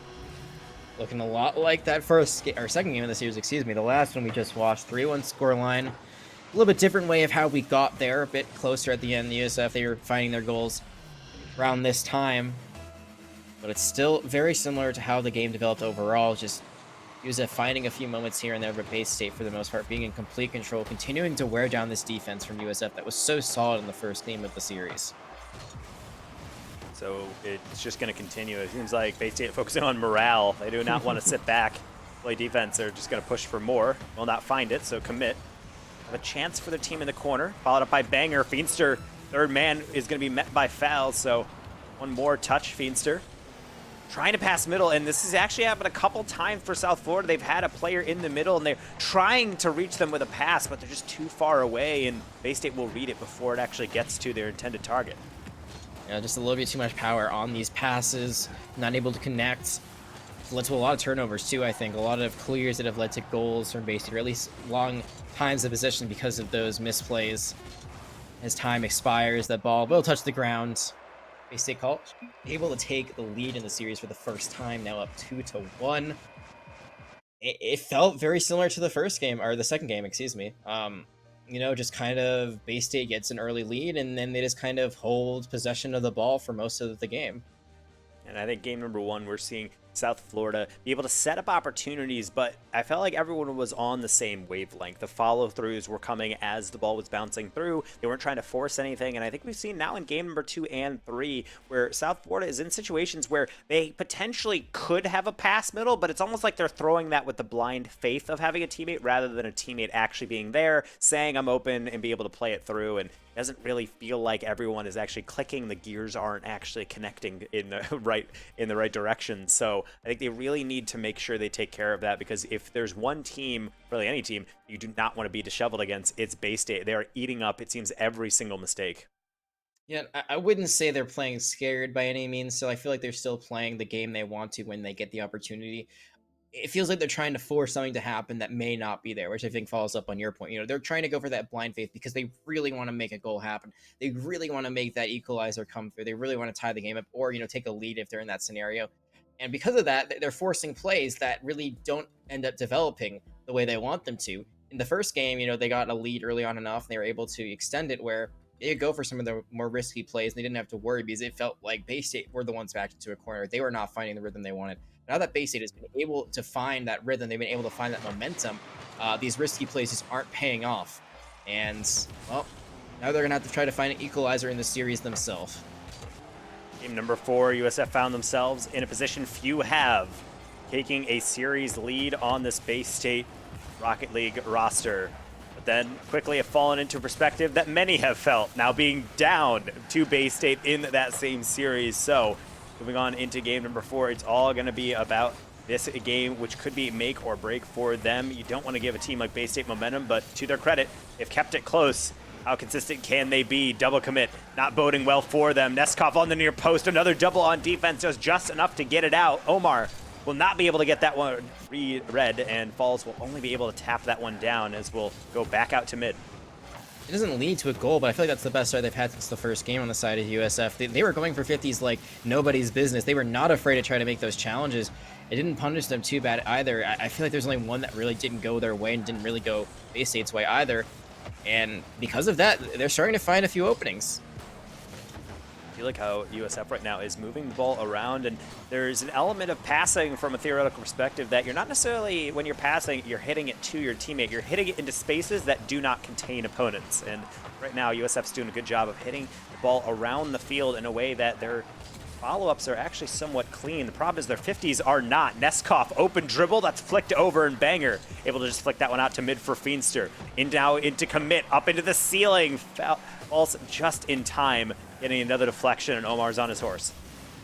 These counterattacks from Bay State have just been so deadly. It feels like every time they're catching only one person left on the defense. They got to make sure it doesn't happen to them, though. Committed to that one. Tries to go for the spin move. Can't actually get the connection, though. And 2 minutes in. I think this is the longest we've gone without a score. Who knows how long it will last. That's a very high lob. Neskov just in time on that pre-flip. Omar, the slow play. Banger. Turning in place, will be able to, but falls in an awkward position. Neskov at a backflip save this. Feenster, another lob. Commit will decide to go against their namesake. Will return back instead. That will relinquish control to Neskov.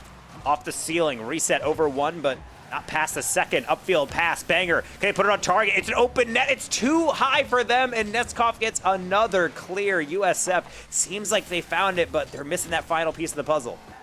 Yeah, just not able to get the final connection, but still a much closer and much overall better played game so far than the last two in this series. This might be the opening they're looking for. Ooh, Omar using that muscle, but it's led to a wide open shot. Omar, the in and out save, making plays on both sides of the ball, keeping their team in it. Now it's Fall's turn. The deflection middle, Feenster. Good clear. Neskov off the demo is coming off spawn, trying to recover in time, and will be able to play Savior. Another long clear out. So these intermittent periods where a lot of space opens up in the midfield, that just might dictate how this game goes. Who can take advantage of the shots? Feenster just wide and back out to mid. Oh, this is probably the best game I think we've seen tonight. Just the back and forth action. It feels like anyone can score at any time, and yet no one has. But that might be the one. No, it goes right off of the corner. Not even in whatsoever. And Bay State, they are denied. Now they have to go back to defense. Feenster, the fake, he goes right back down, baits in the goalie, and a nice chip forward on their 8th shot of the game. USF has finally found their lead. 3:35. That's how long it took before we got the first goal of this game. With that small lead, USF, that might just be enough to equalize the series, get to a 2-2 series scoreline. Minute 20 left. And ooh, that looks like it could have been an equalizer right there. False will try and slow things down, but USF seems a lot more sturdy going down the path, and I think that also is helping complement their newfound offense. When you can really lock down your back half, it gives you that foundation to build from. See how sturdy it is down the stretch, though, because they are certainly weathering a storm with all these shots coming through, but they're only glancing across the face of goal. Omar stopped in his tracks. Neskov trying to get a foul of their own, but Commit will shut the door on that again. Falls off ceiling and gets away from them, so that will call an end to their attack. 40 seconds remaining. A-State still looking for that equalizer. Yep. It looks like we might be guaranteed a game 6. Unless something changes here. Bay State are finding looks, but not able to actually get the shots that they want. That might be one. No, it's going to be taken away. Banger there to defend it, and it is looking like Bay State's going to be falling down in this one. I guess it's just I say that, never mind. Honestly, I have to feel for this. I was wondering why Neskov driving away, but it's because Falls comes in, and both players in the front are going for this touch. Third player stopped in their tracks. They did not expect that amount of power. A-State with that pop-off potential does it when it matters most. 1-1 with 20 to go. That was just the U-turn of a lifetime. That was a great last-second decision there. Great bait. They still have the deal of Commit. Oh my goodness, Banger finding some space, and look at the clutch plays from South Florida. All 3 players getting in there, and with 9 seconds to go, they might have just stolen that lead back. And it was a great bump, too, on the side. It looks like Commit just ran right through. Everyone was kind of taken off of the main road onto the beaten track, and they weren't able to find their way back in Florida, it looks like it might be going to overtime, but they have found a way, unless they can score. But no, that ball will hit the ground. There it is. And South Florida can equalize this 2-2. Game 6 is now guaranteed. And wow, what a performance from these underdogs coming into this. South Florida looking, they're looking like a top 10 team, just like the polls suggest. And the one thing that really amazes me about South Florida is that they were in the same conference as University of Central Florida, a team that really had their number, but Central Florida, they've ducked out. They have not played in this bracket, and it's really up to them saying, okay, South Florida, you're kind of second fiddle in your own conference, and now you're playing against a titan of the Eastern Conference here in NACE. How are you going to handle it? Apparently, fairly well. We're going into Game 5 with the series all tied up, and it comes in waves, their dominance, but if they can really tap into this calmness and kind of clear decision making, they have a solid shot at pulling off the upset of the bracket so far. Yeah, and I think the biggest reason that they were able to do that was because they just never let Bay State set up. In every game that Bay State's dominated, it's just been like a constant barrage of attack coming in from their side. USF, they just lose boost. They don't they're losing positioning, and overall they just continue to get beat down, and it eventually gives in despite how good it is for quite a bit. This time it was much more chaotic, and I think within that chaos they were able to find those moments of tranquility, those pure thoughts. They realize, all right, this is the opportunity to go in, and they capitalize. We talk about it multiple times. It doesn't really matter how you get the goal as long as you do get it. That time they're just thriving in the pure chaotic energy of those moments. And even when they give it up, they give up the lead. It's a tie game. It looks like overtime is on the horizon. They immediately find the next one. And now they could take the lead once more, depending on how this next one goes. The inter-game consistency is what I'm looking for from South Florida, and certainly everyone in chat as well. We're witnessing the interesting series of Rocket League start to unfurl. Banger. Can they continue the saga? They have an open air dribble, but not the boost. Make something of it. Commit. Trying to cause some chaos in the corner, but will lead way to Falls. Now into the corner again, baits in one, across to Omar Maton, and will be able to tuck that one through. Just not enough of a contact from South Florida. That was just a beautiful set play. Falls rides it up the wall, and look at the pass right there. I'm not even sure if that was actually on purpose. Maybe that was just good timing. It looks like it was just like a pass off there because they were all on the side of South Florida looking at where the ball was instead of who was coming up middle. They didn't have that middle control. And Bay State, they are going to answer back from that last loss of a very quick goal, 30 seconds in. Falls will lob it high. Commit. Great challenge. He gets demoed, but it slows the play down just enough. Banger. They have the boost. He'll leave it for Feenster, but just wide open in the midfield. Commit will finally get to it, but ultimately will get dunked down. Good closure by False. So we will head out of our first minute of play. Bay State will get their quick strike in their other matches. But South Florida, as you mentioned, not playing scared. Certainly still being able to get in all these challenges. Gets reliant on Bay State to keep these awkward balls moving around the field, because certainly causing a lot of havoc in front of the USF goal. Omar almost getting goal number 2, but Paul's only going to have to compensate with a slowdown in the corner. And that was basically the same exact play they just did. It was a different setup on how exactly it was done. This was more over the net. Last time it was more under the net. But just basically drop it off and see if someone who's coming from mid is able to get the rotation in time to get the goal. That time, USF, I think they saw it coming. They were not fooled. But they're back in the position where they just can't get their offense going. This is what we've seen in games 2 and 3. Here, they've had very few opportunities, and they're just playing like park the bus, which is not really how you can play when you are the ones who are at a deficit. They're just trying to get it out. You have to feel for their desperation.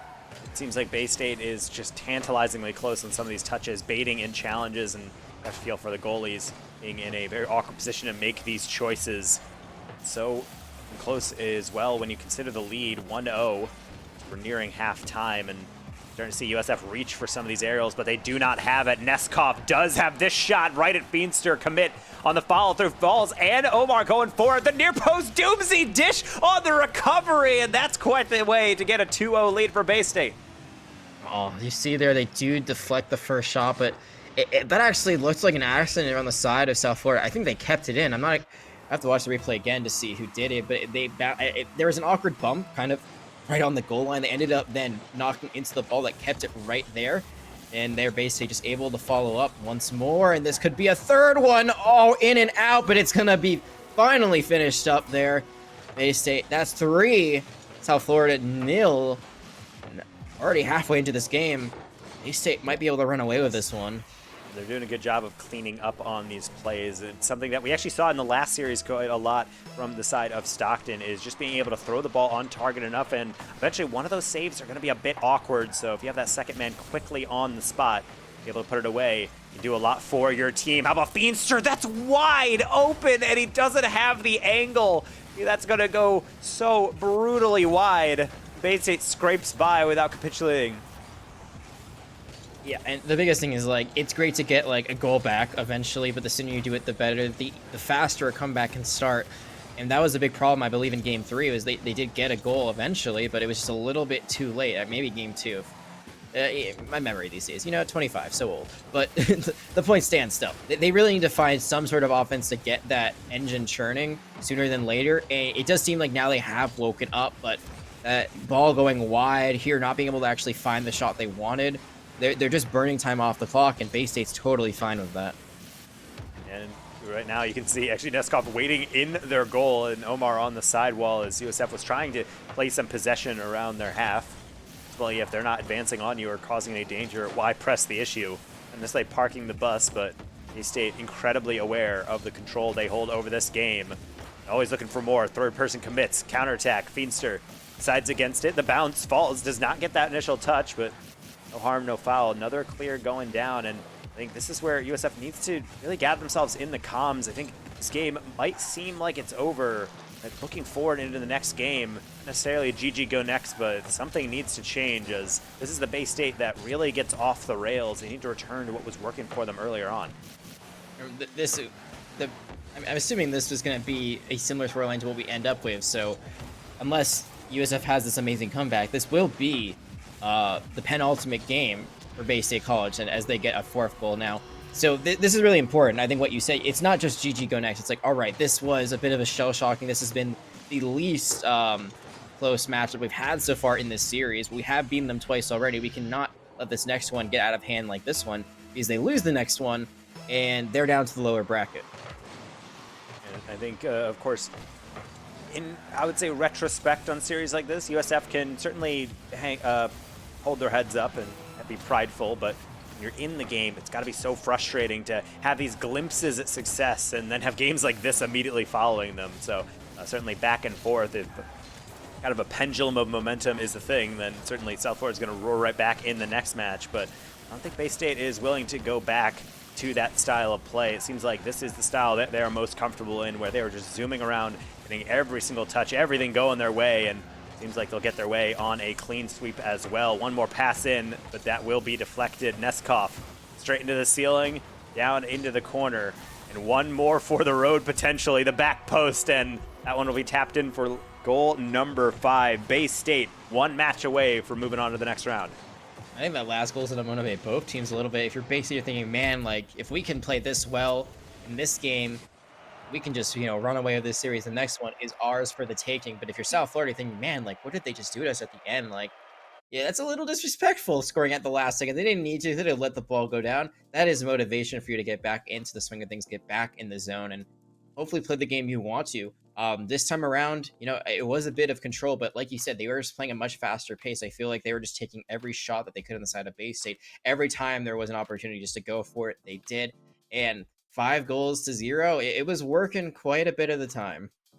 And I think the elements of Bay State is that when you're not playing scared and you're able to challenge quickly, it means you're mostly just playing fast. But the tempo changes are actually very curious to see from Bay State, because in that past game, they had a couple of goals, but then they also just started to retreat really deep for a boost and then kind of wait out of play. And it's almost like USF was fumbling over the ball in the midfield because they felt like they were about to get pressured. And it's almost like they're programmed to play always at top speed, which makes them kind of panic when they do have a loose ball in the midfield. I really would need USF to pick up the communications. I think if they're able to communicate and take the space that is given to them, it's going to force Bay State to actually have to start challenging you again, respecting your play and with those 2 shots that USF recorded in the past game, you're not going to get many opportunities to score. So if you don't score those 2 shots, you're in a heap of trouble. Being able to transition onto offense, get a bit more flow going, will be very important. And it's all about fighting off that tilt, it seems, because a 5-0 loss is going to be especially brutal, knowing that this next 5 minutes could be ending this entire series. Bay State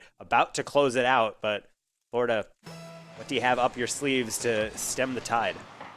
Mental game just as important as the mechanical game. You got to brush yourself off. This is potentially the last one. That looks like an open net for just a second, but there is a man back for Bay State. 10 seconds gone. Nothing on the board just yet. Ball's an accidental back pass. Feenstra will steal a boost and get out. Omar running on fumes, but that's all they need. Banger onto their own backboard. They try to free flip it. They don't have it. Neither does Neskov. It's off the post. It's off the bar. Omar with a fake trying to toy with the defenders, and it will pay off. A calamity at the back, but so much happening in our first minute. That demo that comes on to Feenstra, that is the winner right there, because Commit has to do just that. Banger doesn't get back in time, and the correction from Neskov there, the patience. A lot of players, they'll just panic. They'll just go for that first shot, and there they realize, I don't have the angle on this, so I can just roll back, set up, and go back. Didn't even have a ton of power, just enough power to get it in. And Bay State going to be starting off this game just like the last few with that first opening goal. Feenstra, they're given space. They're going for a flip reset, but instead takes a 50 double commit from Bay State on D, as they will get 50'd, and that one will find the net. Banger getting the angles correct, and we're all tied up. I think the crazy thing there is you see at the beginning of this, all 3 members of Bay State are there, but they all immediately just diverge because they think that's going to be an easy clear, but they dribble it for a little bit too long in the corner. They don't actually finally clear it. It's a nice steal, and it's South Florida getting that tie game early on. 4 minutes remaining, and it's all even. Ooh, Neskov nearly getting a dunk, and now USF dunking themselves. Ultimately, Commit will get that touch out. Consider it midfield. Banger. Pass last defender. Do they have a pass available? Feenstra is trying to dive at it. Neskov will be too speedy. Another one will be returned across the field. And Jag, I think the main question for me is, the Bay State offense seems to be clicking in every single game. It's really just the consistency and the focus of USF to hold down that defensive structure, not get too greedy, that might dictate the outcome of these games. At this point, honestly, playing for overtime might not be the worst scenario if you can hold down on your defense. Yeah, don't get too greedy. Don't go for too many risky plays. We talked about this before. They were forcing things in mid that just weren't there. It seems like they've kind of gone away from that, but they've also continued to leave some of their defensive ends open because they're trying to go for a counterattack before it actually is there. That awareness from Commit. He let that ball just sit in front of his net because he knew there was a deflection coming. Now there's another one here. Falls at Neskov. Actually, a double commit onto offense. Omar, deep, clear cross. Neskov will not have a read. Banger with boost, and now an air dribble. Going for a double tap. Omar trying to reach it, but it will deflect across. Now false. Flicked up, Commit into the ceiling. Neskov, another deep clear. They're just trying to get their lines out as Feenstra and company are just roaring on to attack, and Commit will give them a lead with half the game to go. This is a reminder about yesterday's game. It was a 4-3 going the way of USF's. The idea of them going the full distance and pulling it out at the end is not unfamiliar to this team. They have been resilient so far in these playoffs, and so far they are still hanging in there. It's not guaranteed that we go to that Game 7 just yet. There's still half of a game here to go here in Game 6. They're on their way. Certainly, and as you say, on their way, it feels like quite the journey that we're on. We might be looking at the game number 7, but I don't want to be able to even talk about, tempt the fates on that possibility, because with 2 minutes to go, an offense like Bay State, anything can happen, but maybe on defense, something can happen on the counter. A Feedster will get rejected on the near. Commit with another flick will only temporarily find the bumper of Neskov, but the long clear down still in USF possession. The bump play might open the door for Falls. The third man coming through, streaking high. It's off the bar. Banger can't reach it, and Neskov brings us back to even level. Neskov, once again, sealing the deal. A little bit too high, but everyone gets a piece of it, and eventually Neskov gets the final blow to even things up. you see this again from South Florida. They just continue to chase the ball. They don't actually hold on to the net, to the goal line. They just are trying to follow the play as it develops. And that looks like that could have been a great development for South Florida to take the lead back, but can't get it that time. 1:30 left.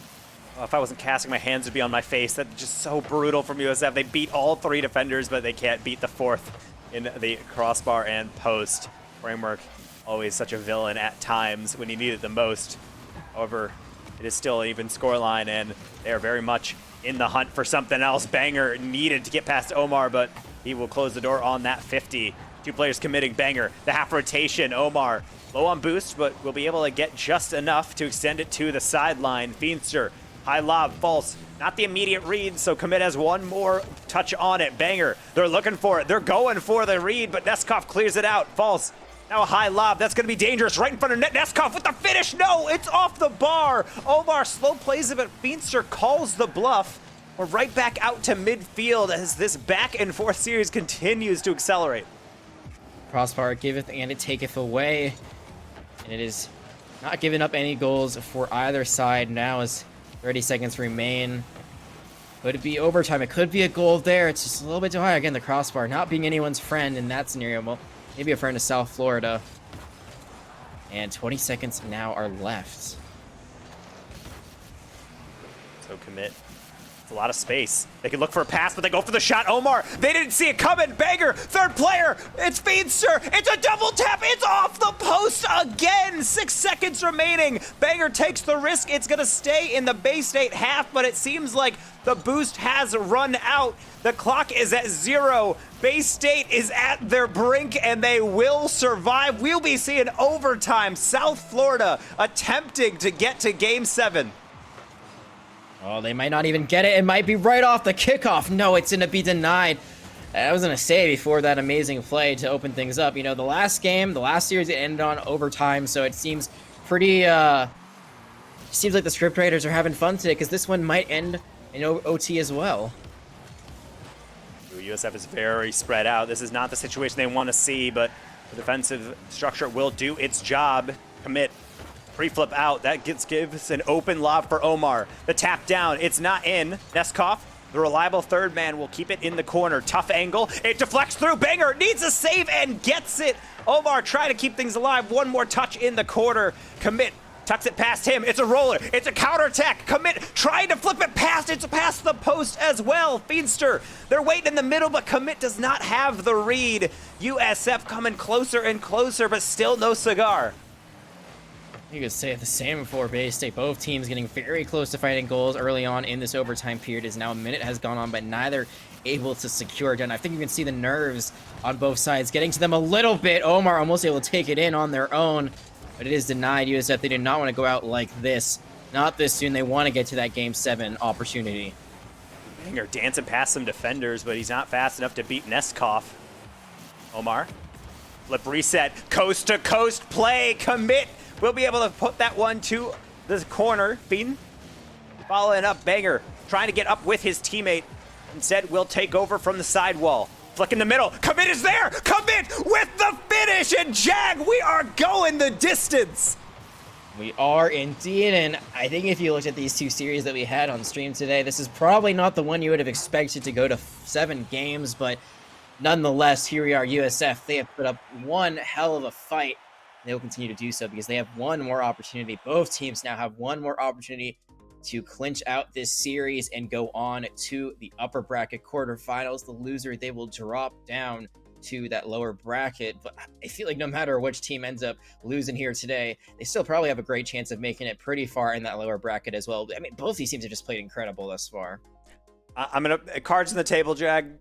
I talked to you before the series, and all the viewers didn't get to hear it, but I said this series might be a bloodbath. I thought Bay State is untouchable. They have looked so good. They have beaten the best teams in Collegiate Rocket League fairly handily. I would not say USF is in that upper echelon. They feel too inconsistent for my takes, but They have gotten to Game 7. They are 5 minutes away from the biggest upset that I have seen all collegiate esports season, and I really would love to see how this is going to end up, but I have no predictions. Every game has been traded back and forth. There's barely been any semblance of momentum, so all of this going to come down to the next 5 minutes. Which team will stay in the upper bracket and which team will have to make the heroic run through the lowers? We'll just have to sit back and find out. Bay State, University of South Florida, who is going to step up?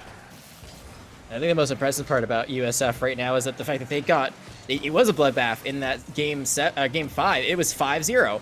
And yet here they are. They're able to battle back. They're able to win in overtime to get this Game 7 scenario. And I think the fact that they've been able to win in Game 7s has been great. That could have been an early goal there for them.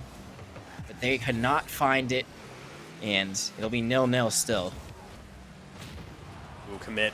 It's a demo. Neskov gets a couple bumps, but it's not going to find its way through. The demo's raining through from Bay State. That's a double from Omar, and yet USF is in position to bat it away. How about another foray forward? Commit early aerial, and Falls still trying to mine the backfield. Look at this aggression from Bay State, and eventually all their cyberbullying pays off in a goal. Yeah, it's just their possession game is so strong. It feels like without a full clear coming from USF, they continue just to find shots. They can continue to find opportunities, and they're planned the moment, shot where the defender wasn't. Defender couldn't get there in time.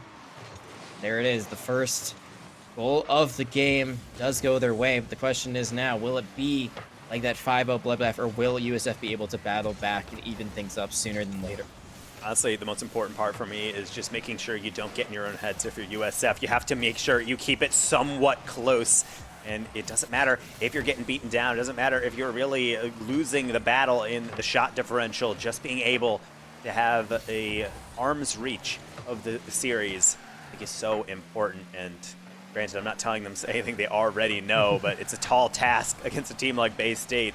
And it can be frustrating to go so far and end up with a loss. So they'll have to rebuild from their backfield, somewhere they're becoming intimately familiar with throughout this series. Finally baking out his banger. It's a great near post touch, but falls just enough of a contact. Feenster, the half rotation, falls yet again, stepping in and getting another clear out for Bay State.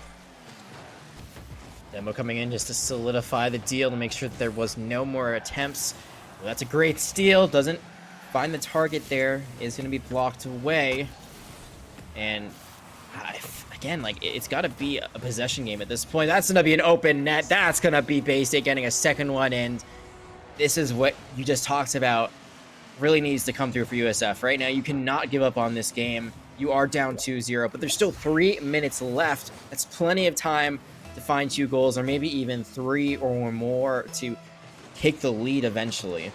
Yeah, but we have to keep in mind that USF has not really had to mount many comebacks throughout this game. It's really been them just equalizing or just being able to hold something, and right now it is getting out of control. Omar, the flip reset, had it in the pocket, but no need. Just a simple tap through on the kickoff goal. Yeah, it's starting to feel like Game 5. It feels like that lead is starting to get snowballed, and Bay State, 3 goals up. They can sit pretty comfortably on this. There is still 3 minutes left, so they can't sit too comfortably. They can't just rest on their laurels and hope that's, they don't have to do anything more for this. It seems like they still want to be on the attack for the most part, but they are in complete control. I feel like 2-0, USF still had some chance. It's not over till it's over, but that chance is becoming slimmer and slimmer as the seconds tick away. Yeah, we're seeing some panicked plays coming through from USF, so do they have the composure of their own? How about that? A great fake on Omar, but Neskov is there. Tight angle. Banger dove for it. The last second save will lead the way for Neskov. Getting an air dribble, trying to put the dagger in. It will not find its way into the top corner. Omar, the self-set double tap. It's a pass across, and everyone from USF getting lapped around in their defensive half, just trying to find a way forward. Oof, if that last goal came in and it was 4-0, I think that would have been the dagger, like you said. I think that would have been the nail in the coffin. Denying it once more is USF, but how long can they hold out? It seems like every time they're put in these situations where they have to defend for extended amounts of time, they eventually give in, and at this point, you really have to be on the attack all the time. And that could have been a goal. I think there was an attempt there for the bump, but it just misses. Oh, and that's so sad. I like the build up there. They even went for a bump play, but nothing is going their way. How about this? It is technically a 3-on-1 commit tap down, and a nice passing play will give them some light to run toward. Yeah, they've been given some sort of light at the end of the tunnel. Only a 2-goal difference now. A minute 30 on the clock. These opening kickoffs, it either has to be a really quick goal or they have to hold possession. They cannot just give it up to Bay State.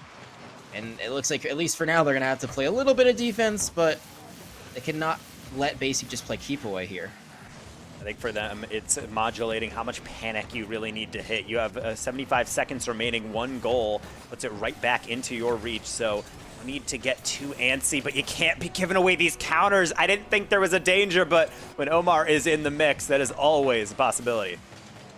Yeah, that's just a missed 50, and from downtown, that's so unfortunate. No one there from USF in time.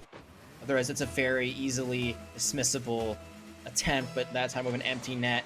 Just rolls all the way through, and that win scenario said only needing 1 more goal if they're able to find one isn't there anymore. Now it's a 3-goal differential with only a minute left. That sun is setting quicker and quicker. I said you don't need to press the panic button, but right now you should be slapping it meme style as hard as possible because you really just need to throw everything forward, and these gentle passes are not going to be the remedy. Banger trying to chase things down.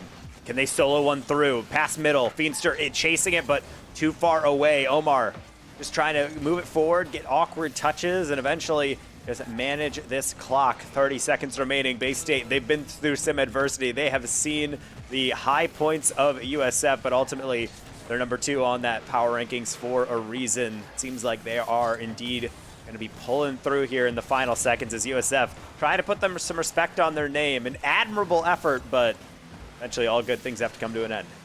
I think they have earned a lot of respect here and a lot of fear for those who are going to be in the lower bracket that have to go up against them. This USF squad is one definitely not to be underestimated. They can't get the job done here. It is going to be Bay State winning this matchup, showing everyone why they are the 2nd seed and the number 2 team in the coaches poll. But USF is, in my opinion, honestly, the story here tonight. They battled tremendously well, and they still have a life in this tournament, and I feel like they could go very far with it. Yeah, and it's a great result for them. Even with a loss, just being able to have that confidence saying, hey, this is the number 2 in the power rankings and arguably the best team in the entire nation, and we just took them to the brink. Granted, some of those games got out of hand, but they have that potential. It's just about finding what works and filtering out what doesn't. Unfortunately for us, with such a fantastic series, that is going to end out their run in the upper bracket as USF goes to lowers, and it'll also end our night here for Collegiate Rocket League. So I'd like to thank everybody for coming out and watching this broadcast, but I'd also like to thank those sponsors, most notably Gunner Optics coming through. It is the number 1 name in gaming eyewear, being able to give blue light filtering glasses to you while you're playing. If you've ever had eye strain or a migraine, or potentially just not being able to sleep later at night when you're on those gaming sessions or long hours working on something for your work or school, that's where Gunner Optics steps in. They have several different varieties of eyewear that you can wear that filter out blue light, the wavelength of light that suppresses melatonin. It doesn't allow you to rest. It causes your brain to get a little messed up with overexposure, and so you have several different shades to filter into to be able to protect your eyes during those long gaming sessions. Yeah, that includes clear, which blocks 35% of blue light, amber, which blocks 65% of blue light, which is higher than the majority of the other blue light glasses out there on the market. There is the sun mode, which blocks 90% of blue light, as well as amber max, which blocks a whopping 98% of blue light. I know personally that I have used Gunners in the past, and they are terrific. And so, of course, you certainly want to pick out Gunner glasses in the future if you do need some eyewear, or if you've ever been curious about why maybe you're getting all those headaches and eye strain from all those long gaming sessions. But we just had a very long gaming session here on the NACE Starleague broadcast. Jag, I want to thank you for coming out. It's been wonderful to share the booth with you again, my friend, but we're going to have to leave you right there. Don't go anywhere. We have Overwatch coming up next after this break.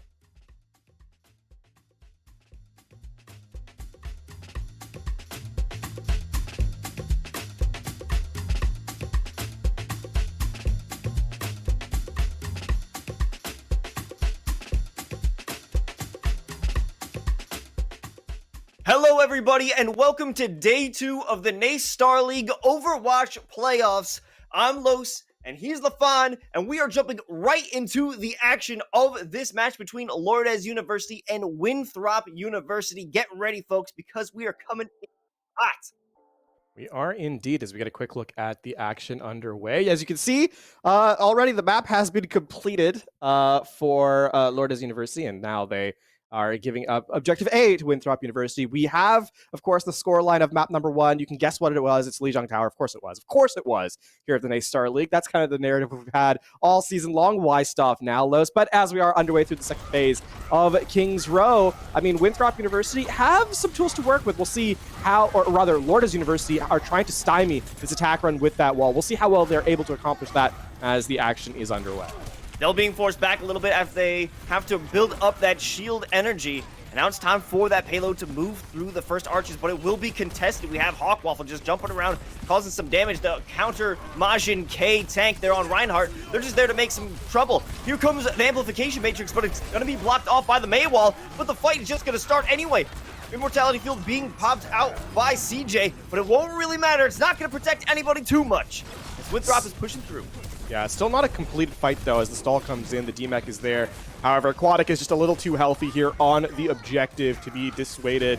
And the respawns are obviously closer for the attacking run. That being said, you know, a rather inopportune moment, I suppose, for Lourdes University, as the cart just broke through that wall to kind of give the window a little bit more of value. However, the reset is going to be available. Keep an eye out on Far with this Riptire, who could put a lot of pressure on this defensive team, even if CJ were to use the Immortality Field to block the majority of the damage. Now they're giving a lot of space on the side of Lourdes University. Here comes the Riptire. It's going to be stalled out a little bit, trying to send it to the back line with the Earth Shatter is huge. Far picking up 4, and now that is going to be easy pickings for them to push on through to the next objective. And it feels, I mean, Winthrop University has not been slowed down on this map at all, in fact, as it's 5:34 on the clock here. So even the offensive round, or even the first attack run on Objective A was quite strong. Lourdes University now has some tools to work with. They're building up to, 5 of the 6 available to them, as long as it has taken. Winthrop University is all about the timing. If they can get this Gravitic Flux in play early, then they could deny Lourdes University the opportunity to use this Blizzard and Dragon Strike. Oh, here comes the Dragon Strike. It's going to get sent through, and it's dealing quite a bit of damage. The Storm Arrows over onto the side are getting even more. Here comes the Deadeye from the Cold Casting. Not going to be able to do too much damage, but the Self-Destruct will be huge, taking out 2, and it's allowing Majin K to push in through the back line and just put this aggressive behavior to a halt.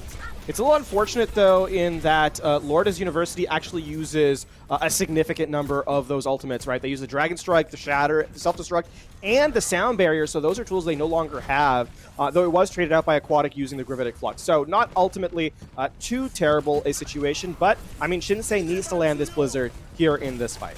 And here comes the Amplification Matrix. It will be pushed up. Majin K not going to be able to utilize the Fire Strike, but it's not really going to matter too much as CJ taking out some opponents themselves. The counteract of their own Amplification Matrix comes through, and they're going to back off a little bit so as to not sustain too much damage. Yeah, great job there. Just avoid the line of sight of the Amplification Matrix and delay this. And now, I mean, you can see Dell cut off a little bit more than they could chew. Indeed, the wall was terrific. And that's going to be the reset there. Now, I mean, Lourdes University's win condition has not really changed. The Blizzard is still a key part of this if they can delay this fight and just take time off the clock. Again, the time bank is sort of a constraint as well. 2 minutes 20 is what Lourdes had in their back pocket, as the Blizzard is now committed.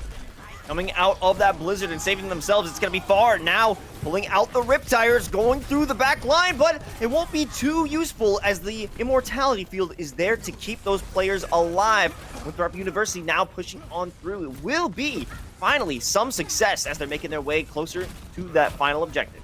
Despite it getting the first 2 eliminations, Lourdes University actually loses the fight, and Aquatic clears the high ground from the Amplification Matrix as CJ was a little too far forward. So this has been a bit of a disastrous fight, in fact, and now walking back into the Shatter, Winthrop University will have the advantage. Dragon Strike to clear the cart's going to start things off, but it certainly needs to be a little bit more decisive than this.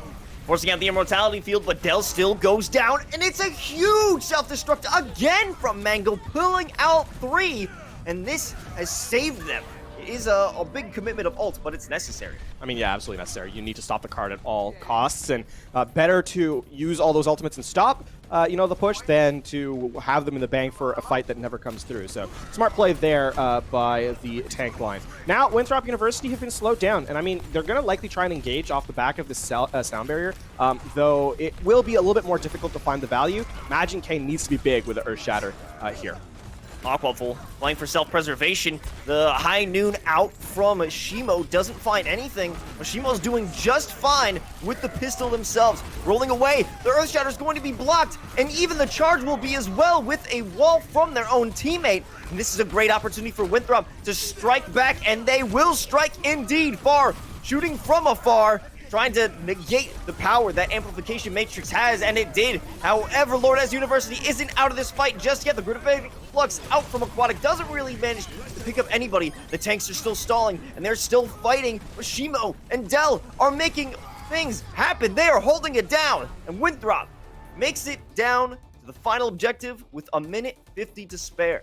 So 30-second difference here between our team in red and team in blue in terms of time bank differential, as we can see the timeline go through. So Winthrop University will head to the attack this time around, and I mean, a lot of that comes down to just that positioning, right? The Earth Shatter, it was a cute play with the Blizzard, or with the wall, I should say. We saw Imagine K, try and pin someone into the May wall, and rather than sending them all the way to the back line where they would definitely be eliminated, right? So you're hoping for a cheeky pickoff, but Winthrop University dodges that, and so it ultimately becomes a rather ineffective look, all things considered. So now back to the reset here, and Lourdes University are looking for a better first point defense, right? They need to get a hold here to kind of keep the series in their favor ultimately. And, a lot of that comes down to the fact that Lourdes University never truly got a fight on second phase, right? Because they were never able to rotate those ultimates into cooldown.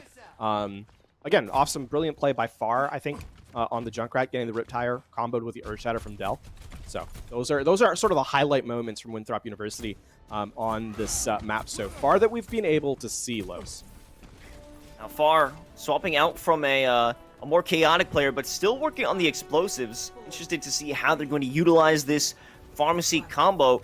Like trying to make their first ascent over onto this first objective, unless they're going to switch it out. Yep, switching out right back to the Junkrat. And now we're having a first incursion, first engagement, just taking out some shots, but they actually didn't notice the multiple players behind them as the teleporter came through. Majin K will be stunned. However, their body is still enough to take up some damage, force out the immortality fields, and pick up 2 kills. Big play there. Big smart play there too, actually. And you're right. There, it's entirely the fact that the tank is able to, sustain most of the damage throughput, so the team does not have to go down. The squishies aren't eliminated, and that's a first fight win. A skirmish one, I should say, as it wasn't truly a fight win. However, now it's the reset coming through, and you're going to need to get an actual pick off here, because this could very well be the last fight of this offense for Winthrop University.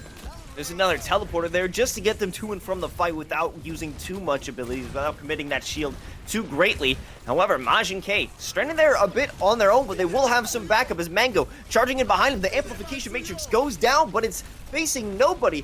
One respond in kind, but it will be blocked out by the wall and force out the Immortality Field. That will be crucial later in this fight, but now it's a swap of positions as Winthrop has made their way onto the point. The objective now should be theirs, but the photon barrier will block off and bisect that. Most of the players are stuck on one side. They can't get the damage through, but the damage will be coming out from Biz. The beam is just too strong. And credit to Lourdes University, actually, they timed that perfectly to not even give up any objective time. And so long as they don't get picked off here, I mean, you're looking at a 10-second recontest with no one left alive. You need someone to touch the objective, and that's going to be difficult, especially because you're walking into this Earth Shatter for Majin K. Dell needs to be quick on the shield here. Oh, and there's the Earth Shatter. It's massive coming out from Majin, and a response is that Gravitic Flux, but will it be enough? Players going around the statue are being destroyed by the beams, the turrets, but they aren't doing enough, as the rest of Winthrop has made their way over onto the objective and looks to be securing it. That is going to be the point here. And I mean, now Lourdes University needs to not stagger themselves if they want a early hold. You can see them try and just get out of dodge, and in fact, they're going to use a speed boost to it. Credit to Winthrop University. I think Hawkwaffle used the beat a little too aggressively and wasn't able to defend against the Gravitic Flux, critically speaking. So Winthrop University, just the timing picture perfect. Right at the last moment, Lourdes University are going for an early fight here. They want to win it out right here, right now. Amplification Matrix to start it off, but before Shinsei can even throw down the Blizzard, or after they do, they are eliminated. Players rushing out from that side room are hoping to take everyone off of the cart, but they are falling indeed. But the job is being done. There goes another 2 from the self-destruct. Players are forced away. Are they going to be able to get back in time? Aquatic, before they can recontest and touch, they will fall. And round 3 will complete. Winthrop does manage to make it past the first objective, but not too far after. Yeah, that is basically the first objective in its entirety, because the cart doesn't move at all past that, really. It gets through the archway, but that's not really much. Great read by Lourdes University on the aggression, even with their DPS going down, the Mei being taken out in regard to that fight. The Blizzard gets down, so it sections people off the cart. The front line and back line are separated, and then the cleanup crew is there. Lourdes University, the thing that has struck me the most, I think, out of this game so far that we've been able to see sort of the 1.5 rounds that have been on display, Los, is very much the fact that Lourdes University, whether this is the results of a shot caller really being listened to carefully or something they've just drilled repetitively, anytime they make a decision, everybody's there to execute on it. There is no stragglers, there's no person left behind, and it means that, a little bit of shock into the backline comes in a lot of these rushes. So Lourdes University are playing as a team, and that is, I think, shoring up a couple of the mechanical mistakes that can sometimes come through just in the process of a hectic fight. Without a doubt, I always have seen, for the matches we've seen of Lourdes University, Majin K and Mango, 2 tanks that I would very much love to highlight as having such a great impact, especially with their ultimates, but just being tanks in general, fitting their role and protecting the rest of their squad. But let's see how well they're going to be able to maintain that reputation I've built for them as we head into this final round. Haven't decided to make a commitment here. Majin K just flexing on him, getting some ultimate charge for his healers. Yeah, here's the thing, right? It's because the damage has been spread out across the majority of Winthrop University, they're not actually close to anything. Meanwhile, CJ's already at 70% of the amplification matrix. That's going to open things up, though perhaps this is going to be a reset here as as the stun comes in, the immortality field is not there, and Lourdes University will have to go back to the drawing board. So their gambit did not ultimately pay off, but a cheeky idea, even one that wasn't successful. That being said, 1.5 minutes remaining, so we are in the dregs of the map as we speak. And Winthrop University, they have a Riptire, right? This could be just a difference maker. One pickoff can really end this map right here, right now, to give Winthrop University the tie in the series. R has been incredibly deadly with that Riptire. If they can utilize it perfectly, that could be the end. You are very right, Lafon. However, how are they going to see this through? Far sends it on out. It will jump over the wall. It finds 2, but it isn't as critical as they would have hoped. They trap 1 player behind the wall. However, the rest of the squad from Winthrop are there to protect their teammates. Nobody from Winthrop will be left behind. However, Lourdes University taking big losses here. Yeah, and the biggest part about that is that Winthrop University don't actually give up that much in terms of damage. So now Lourdes University really only has the amplification matrix, right? That ult that they tried to charge up early ends up becoming not a valuable one at all because it hasn't really been a fight. Meanwhile, Winthrop University, look at those check marks, right? You have a lot of shutdown capability here, and Lourdes University, now with 20 seconds remaining, need a magical pickoff off this amp matrix. With all those check marks, Winthrop is a verified threat here. Walking into the Gravitic Flux, that's going to pick up 4. Dropped into the Immortality Field, they will be okay. A Earth Shatter knocks them on their backs as they land. There's so much chaos throwing them around, but they have to be thrown. They have to get themselves onto the objective. One player does, and they will be able to spark in overtime, but nobody else can make it onto the objective until now. Finally, Lourdes have pushed their way onto the objective. They can fight this one. Fizz is walking around through the hotel. They will actually start to continue and take this objective against all odds. Yeah, now here's the critical thing. We're going to see the swaps come in. Liar needs to stay alive. Look at that HP on the Baptiste. There, now gets up to full HP, and the fighting force is going to be reset here. That being said, the Riptire, again, in those last moments, can be critical. Aquatic is caught out on a literal island here, but it could be a pincer maneuver, though the Earth Shatter comes out early. They will be able to preserve themselves. Majin K does manage to get away, far, sending out a Hail Mary of a Riptire. It will be able to get there in time, but will it be effective? 3, 2, 1, and it knocks them into the corner, but they have the immortality field. They will remain safe, but they can't stay safe for too long. But a huge self-destruct out from Mango removes 3, and they will stay alive in this fight, and they will continue to be attacked. The Gravitic Flux knocks down 1. Lucio goes down. Mango being removed from the mech, and that should be enough if they can take out Tracer, but they will be able to secure it. Winthrop comes back with their response in a 1-to-1 series. Thriving there. Oh, excuse me. Thriving under chaos there was Winthrop University. Because I've lost my voice a little, so you want.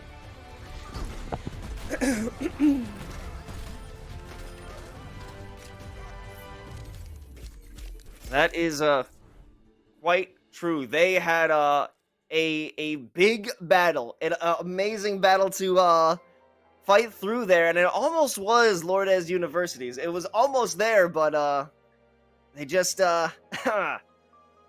couldn't see it through. There we go. Sorry about that. Oh, man. I was, sometimes you just lose your voice in a way that is a little unnatural, uncomfortable. I actually thought that was a bit about Lourdes choking that fight. No, that was just me actually choking. So, apologies, but to answer that, Winthrop thrives under pressure is what I was going for before so hastily being reminded of my own mortality in that moment. No, it wasn't that serious. I kid. It wasn't that serious. But, sometimes things happen. Now, back to the game at hand. We didn't get a chance to see map number 1. Results of reasons that we will hitherto not go into. That being said, Far was a monster on this map. The Junkrat Riptire, such a critical part of kind of why this map was as close as it was. I will also say, Lourdes University, they were unable to deny the Sigma on the flank, Aquatic. They were unable to eliminate that off-tank player. So it got a lot more dicey towards the end. In fact, a big part of why that was able to happen is Aquatic, uses the Gravitic Flux, who'd been charging it that whole time, because they'd been left out alone. And just the overtime timer, it's such a threat. You see, being booped off for like literally half a second there was enough of a difference to end the fight right there. So perhaps if there had been an extra second more, Lourdes University would have taken the 2-0 lead. But as it currently stands, we now have more Overwatch action kind of go over because the series is not even close to being ended yet. Oh, absolutely not. And that's such a tough decision you find yourself faced with. Are you willing to spend time to try and hunt down this tank? Are you going to allocate your damage resources to go root them out? Or do you want to focus on the threat at hand, being that main damage force of the enemy squad coming from their own spawn to try and take you out? That's such a tough spot decision to make. And I guess, you would think that Lourdes made the right one by just focusing on their main objective, but with that Gravitic Flux, as you were saying, the pressure from behind, the sandwich, the pincer maneuver that happened on them, that ultimately led to their demise. Right, and I think the mistake that was actually made in that fight was Mango going for the chase into the spawn of the opposition. The D.Va is a critical part of your offensive potential, and realistically, instead of chasing into the spawn, should have chased Aquatic off the high ground, because that is such a dangerous location. I think the only player on the team that can safely take that fight. So that perhaps is where Lourdes University kind of lost their footing in that map. And to be fair, to be quite clear, we are, a meter difference in this series so far. This could easily have been a 2-0, if not for that critical overtime fight. So still a very close series as we head to map number 3, which is going to be Junkertown. Yeah, and this will be another test for Winthrop's defense as they're going to start on their half with the defense in mind. They just came off of a critical defense holding it down, but I don't think that Lourdes will allow any interlopers, any flankers to interrupt their attack this time around. Yeah, so one thing I'm interested to see is, obviously we didn't get a chance to see Lijiang Tower, so we don't know if Rush was primarily played there or if there was, more dive action. Junkertown obviously is a sniper-esque map a lot of the times, especially first. But if you like to play the dive composition, that's a little bit more valuable. I don't think we'll see the rush, which is that Reinhardt-based look that we kind of saw in King's Row. And I think we're also heading out of the realm of what we know in terms of map selection. Over the season, we didn't see a ton of Junkertown, right? Whereas we've seen a lot of Lijiang Tower and a lot of King's Row, arguably too much. We have the escort map has been a lot more varied in the series until this point in the season.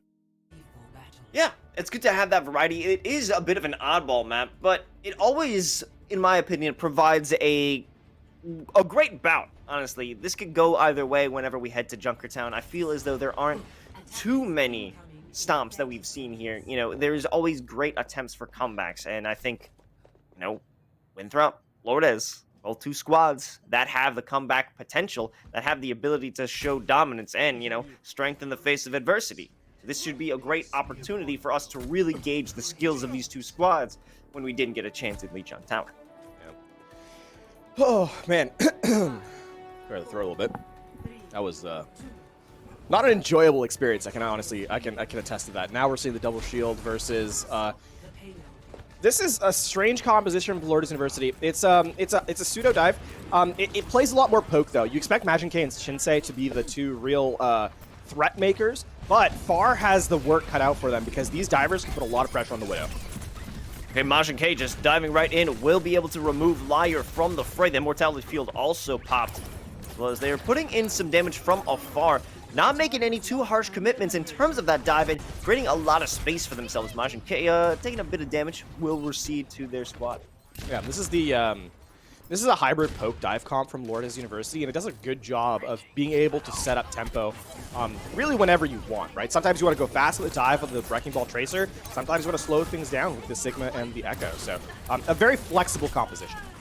Ooh, Liar has swapped over to the Brigitte, but after getting sniped, Biz coming back from the dead, thankfully to Hawk Waffle to be able to continue their damage throughout this fight, and it's a tank-on-tank action. Mango going into a duel out with Aquatic, who has proven some great success with that Sigma, and now force him back and regain some space out here for Winthrop. Yeah, the big problem here now is, especially with the Brigitte, Majin K can't really play nearly as aggressively because the damage throughput of Aquatic and Shimo in the backline is going to be difficult here specifically. So you need to start rotating a little bit harder onto Far, and exactly that, they do just that, and the timing is perfect is to get the sniper out early.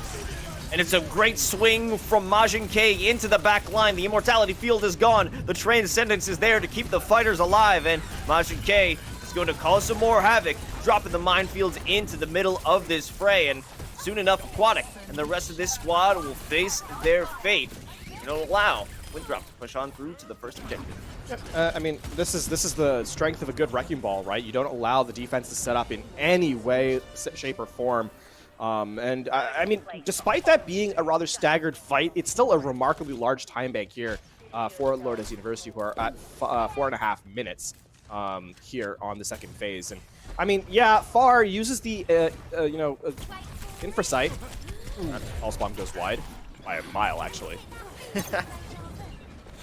Well, it was an attempt. Now it's a lot tighter in here, so it could be a good opportunity for Winthrop to hold their ground here. Don't worry about flankers when you have your teammates right there. Liar activating the rally and giving their squad a great amount of armor as they go for this counterattack. One weakness that Winthrop University has identified is that Mango likes to play on an off angle by themselves, and it's making it a lot easier to duel the Sigma player. Diva obviously has the escape ability of the boosters, but the Sigma is a lot less defensible in that regard. So this has been something that I think Winthrop has identified and is trying to execute on. And this has become a real issue, I think, for Lourdes University in close. Speaking of issues, they're having an issue trying to take down that Echo flying through the sky. Winthrop picking up 2, using that Gravitic Flux to remove their counterpart. Mango has fallen, and now there isn't a lot of health to try and soak up the damage. Liar has been hunting down isolated members, therefore the Infrasight was actually a useful part to locating the Tracer, and this means that Lourdes University continues to be stalled out. So, that being said, it was a fairly heavily invested fight from Winthrop University in that last engagement. Unable to quite force Aquatic out the window to get those eliminations, but I mean, this has now become a timing thing. So if you need to get an isolated pick off here to Lourdes University. But I mean, look how much damage, or look how well Winthrop is marking the Wrecking Ball. Can't get the backline nearly as easily on this second phase as they were able to on the first. And speak of great stalling effort, it has been 2 minutes since they made their way to the second leg of the fight. And they've only gone just around the first bend of this second objective. And this is a great hold so far by Winthrop. I don't know how much longer we will see it work out, as Majin and Biz are doing some serious damage, and we're waiting for another Pulse Bomb if it's going to be necessary, but it won't. Finally, when Lourdes has control. I really like the calm under pressure that Lourdes showcased there. CJ was 1 HP several times, does not pop the Transcendence. Here's that recontest with the Dragon Strike. Del taken out immediately, though. Oh yeah, Shinsei jumping over onto Shimo to prevent anyone from thinking they have some effect on this push's outcome. They will make their way to that third objective, just create some space and build up some ults. That's a good read. Identify the the one player that's trying to target the recontest and make sure to burn them down instantly. Then properly follow that one back up. We're gonna see Winthrop switch back over to the Orisa, and now this is a target. This is all about taking out Biz, right? Because look how much hit scan potential is on Winthrop University's side. The Echo player is gonna have their work definitely cut out for them in a close quarters fight. Is sending out the accretion into that small corner, and creating the double shield effect is helping them stay alive on that high ground. However, while that fighting is taking place, Shinsei is just continuing that payload to make its way around the bend. Majin K coming through, hoping to knock somebody out of the window, but they don't get the chance to. The rest of the squad continue and maintain their posture at this point, even though they are losing ground on the objective. Shimo, the first one to fall down, but it will be followed up by some members of Lourdes University. This push doesn't make it too far. Yeah, Biz is caught out a little bit, though, and here's that Transcendence. This is the fight they want to win, and I think this is the right call here for Lourdes University. They have to make a commitment, and they have to continue to get this objective under their control. Shinsei coming through the back line. It's gotta be a good pulse bomb coming out from this Tracer. We need it. They're going to send it through, but it won't make a connection as far. Takes down Shinsei. Mango coming through with a gravitic flux, hoping to make matters better for themselves, but it doesn't seem to be going that way. The damage, the spam, they're coming through. However, nobody on the other side is falling. It will cost them an immortality field, and maybe Mango will be able to scrounge something together, but certainly not once the amplification matrix has been pulled out. Shimo is doing the most. That is a really strong reset there. And now a minute 15 remaining. I mean, Lourdes University committed everything to that fight. The survivability was there for Winthrop University. Off the back of Liar's rally for most of it, but then some excellently placed shields between Del and Aquatic, right? So just denying Mango any spam from the hyperspheres, and even with Majin K trying to displace people, not ultimately effective. Biz needs to get value from this duplicate. It has not been an effective look on the Orisa, on the Sigma specifically. So you need a little bit more value from the ultimate here from the Echo player. Ooh, a great pick out over onto Shimo from Biz, and utilizing that Baptista should be interesting. However, pulling out the amplification matrix, giving them an additional boost of damage. Hopefully it can work out in their favor. They just need to relieve them of that 5th player, or that 7th member of Bob. However, that will not be able to happen. 20 seconds left on the clock, and it doesn't seem that Lourdes University has a true strategy in mind, or really a chance of pulling things together here. Great shield there to prevent the accretion from finding value, and Biz in the backline, stepping up in the neutral game as a supercharge is committed here from the defense. Biz flying up again. This may be a good opportunity. They're getting some time over on the objective. The overtime has been put into play, trying to get into the back line. Far is taken down by Biz, and maybe this can be the take back that they needed. Shimo having to regress back into the spawn. It's all about removing these tanks from the objective. Here comes the pulse bomb. It takes out Liar. Majin K needs to stall and needs to buy time for the rest of their squad, but the damage will be too great. Time runs out. Respectable completion of the map, though, from Lourdes University. They're not able to really get quite around the bend there of the third objective. as we get to see the final marker. 82.79 meters. Still, I mean, the one issue that comes in is that third stage of Junkertown is so hard to assail as soon as you lose one member, right? And with Winthrop University having a higher survivability, they're able to withstand those fights longer, and the cart just doesn't move. So you don't get the pressure of having to stay on the objective either of the defense, because it's not really a threat of rolling into the final stage. And Winthrop University play off that strength. So Lourdes University, I mean, here's the thing. That composition is designed around getting up a pick and then kind of snowballing in your favor off the displacement of the Wrecking Ball a lot of the time.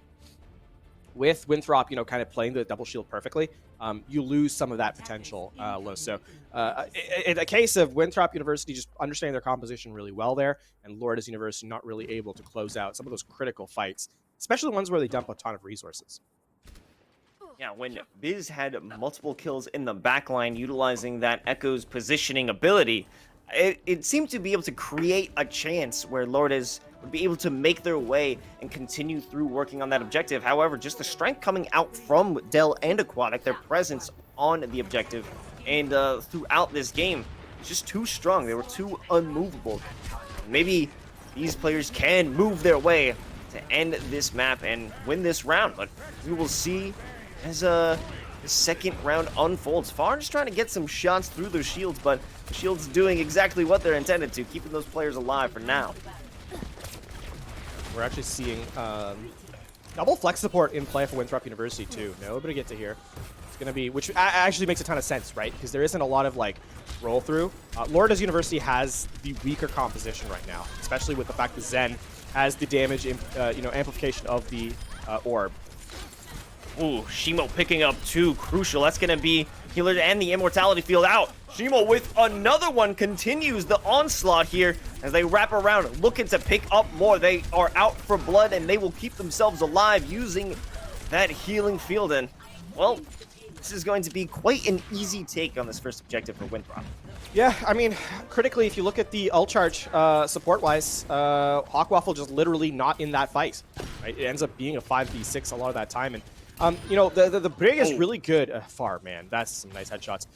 Brig is really good if there's a diving target. You can kind of use the shield bash and whip shot on, etc., etc.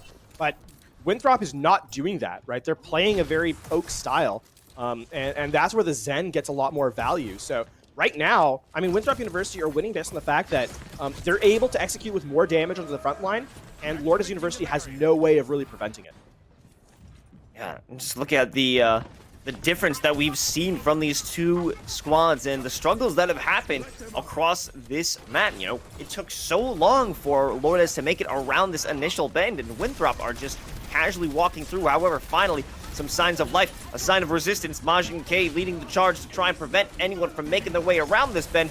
Aquatic, however, having something to say for themselves, will utilize that Gravitic Flux, take out Hawkwaffle, who has been taking a lot of damage and not doing much themselves throughout this fight. A second healer goes down as the rest of Lourdes University are hunted down. This payload keeps on moving.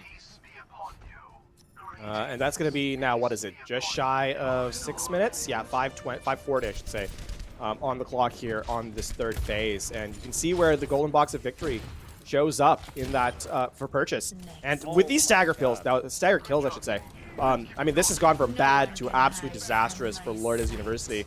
It's Winthrop just taking all the space in the world here. There's no way for them to position themselves, especially if they want to have maneuverability. It's Far on the snipe, who's just taking players down left and right.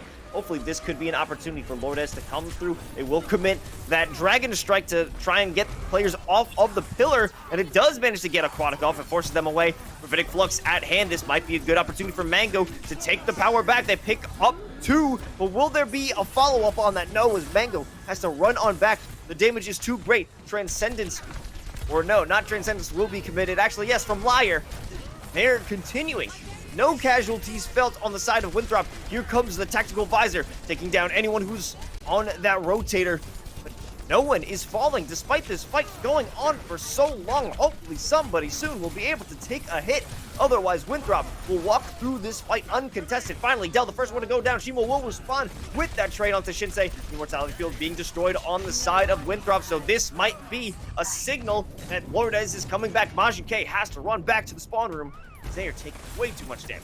Yeah, that's going to be a soft reset here from Winthrop University, but Lourdes needs to avoid the mistake they made on King's Row and not let Aquatic just hang out here. Aquatic will help them by dropping off the high ground, and this should be a moment where Lourdes University are back in control, though Ed gets the amplification matrix up. Immortality Field will not be available through this fight. It's Shinsei going through the back line as it's been committed over in a side room. It won't be necessary. However, Majin K might find themselves losing their life for that fight. Will it even be worth it? Shinsei had that pulse bomb and it still hasn't been able to find that value that we've been looking for. For the moment, it almost seems safe here for Lourdes University. Just pressures every second.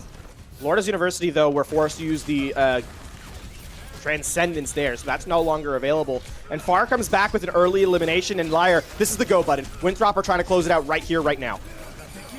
That Transcendence will be huge out from Liar. Nobody is able to escape the Dragon Strike. A huge play out from Biz. And that is going to remove the main damage, and nobody except for the tanks will be left on site. They're still in this fight, as Lourdes University will manage to win and stave off the attack for a few more moments. However, we are going into a quick tech pause.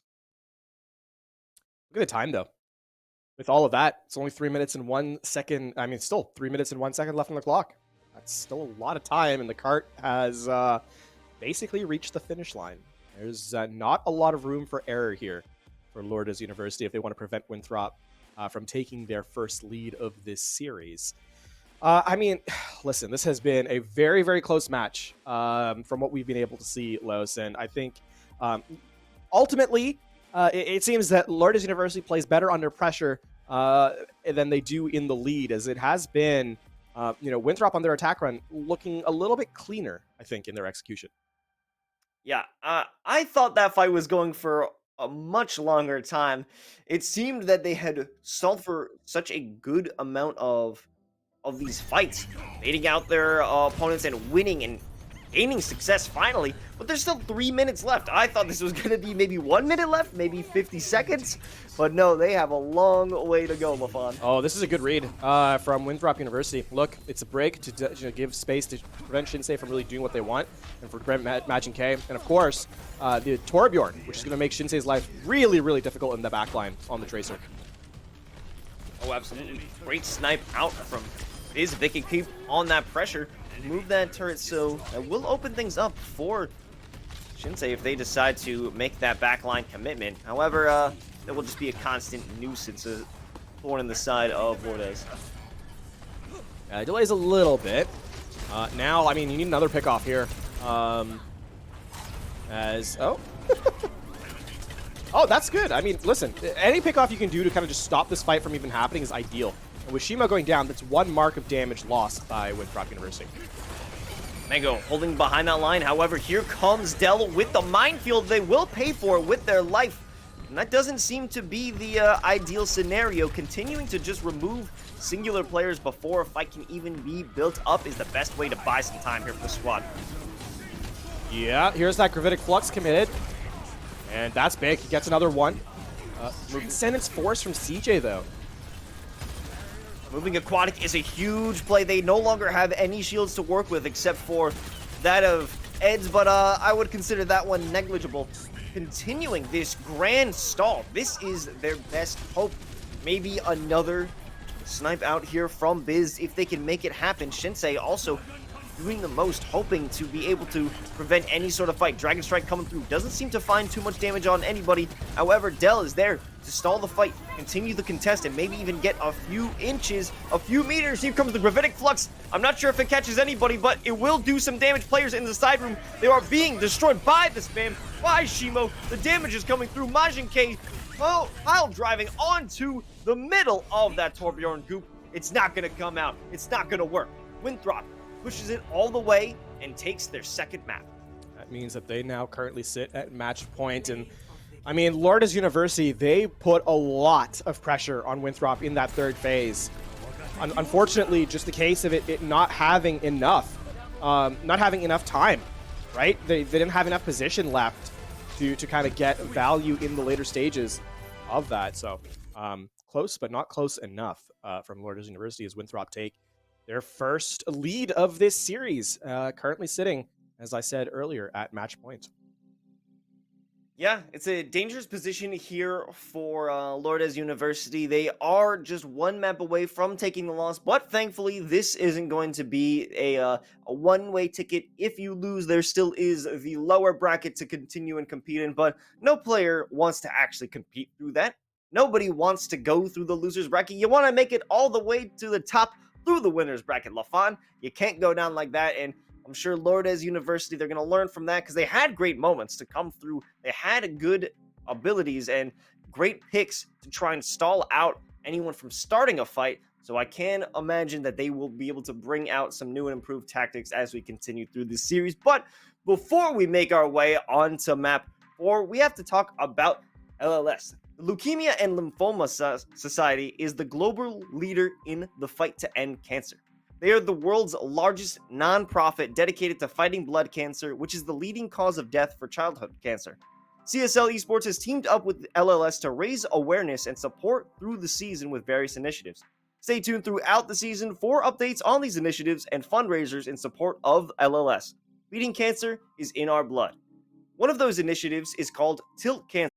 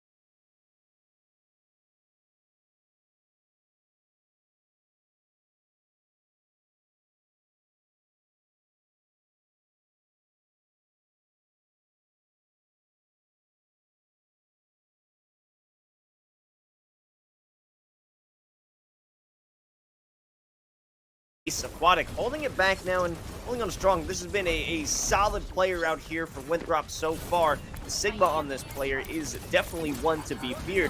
However, Fizz making some fearful plays of their own before they are sniped out of the low orbit by far. This fight has kind of fallen by the wayside, though. Shinsei is using the health pack to kind of duel out Shimo, who had their health pad below them. As Far comes through to chase away the Sombra. And this kind of stalls things out, right? Because Lourdes University doesn't have a lot of map position, too. And critically, they don't really have a good nano target either, which is what CJ is playing the Ana here. I would expect to go into Biz to try and be a little bit more forceful in the front line as they try and engage. But Imagine King needs to find, a displacement here on the Wrecking Ball to open things up. Okay, well, here comes that nano. Right you were, it was onto Biz, and a bit of a Transcendence trying to just block any damage. Far continuing the kills from afar with those arrows, removing any threat that Lord has posed in this fight. Yeah, it's the Nano Boost only gives you so much survivability, and with the rest of your team taking that damage, I mean, you still have... We saw Biz, his health pool go so very low. The one bright spot, I suppose, is that it forced the Transcendence from Liar, which means that this EMP has no real response. And with that pick off onto Shimo, I mean, here's where Lourdes needs to get in and get this point right now. Maj and K in a very desperate scenario with that Discord orb. They are very low on health, swinging around the point, locking down the sniper. They will make their first pick of this initial fight. However, the area will be denied out by Dell. Are they going to be able to break those mines and create that space necessary to try and take the point? It doesn't seem to be so, and slowly but surely they are all falling. Here's the thing. By the time this next fight comes through, the EMP, Liar already has another Transcendence. Yes, they were picked off. Speaking of being picked off, actually, Shimo and Dell both got taken out. So, I mean, this is where Lourdes University have perhaps accidentally opened up this objective on the staggered play as the Resurrect comes in. Maj and K responding finally with their own minefield, trapping players inside that side room so they won't be able to contest. Mortality Field comes out, however, it won't have enough of an impact in that position.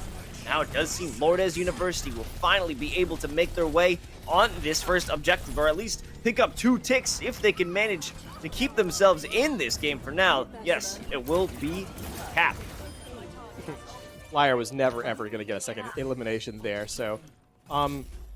actually commits a Transcendence in that fight, which is a little interesting because they'd already lost it.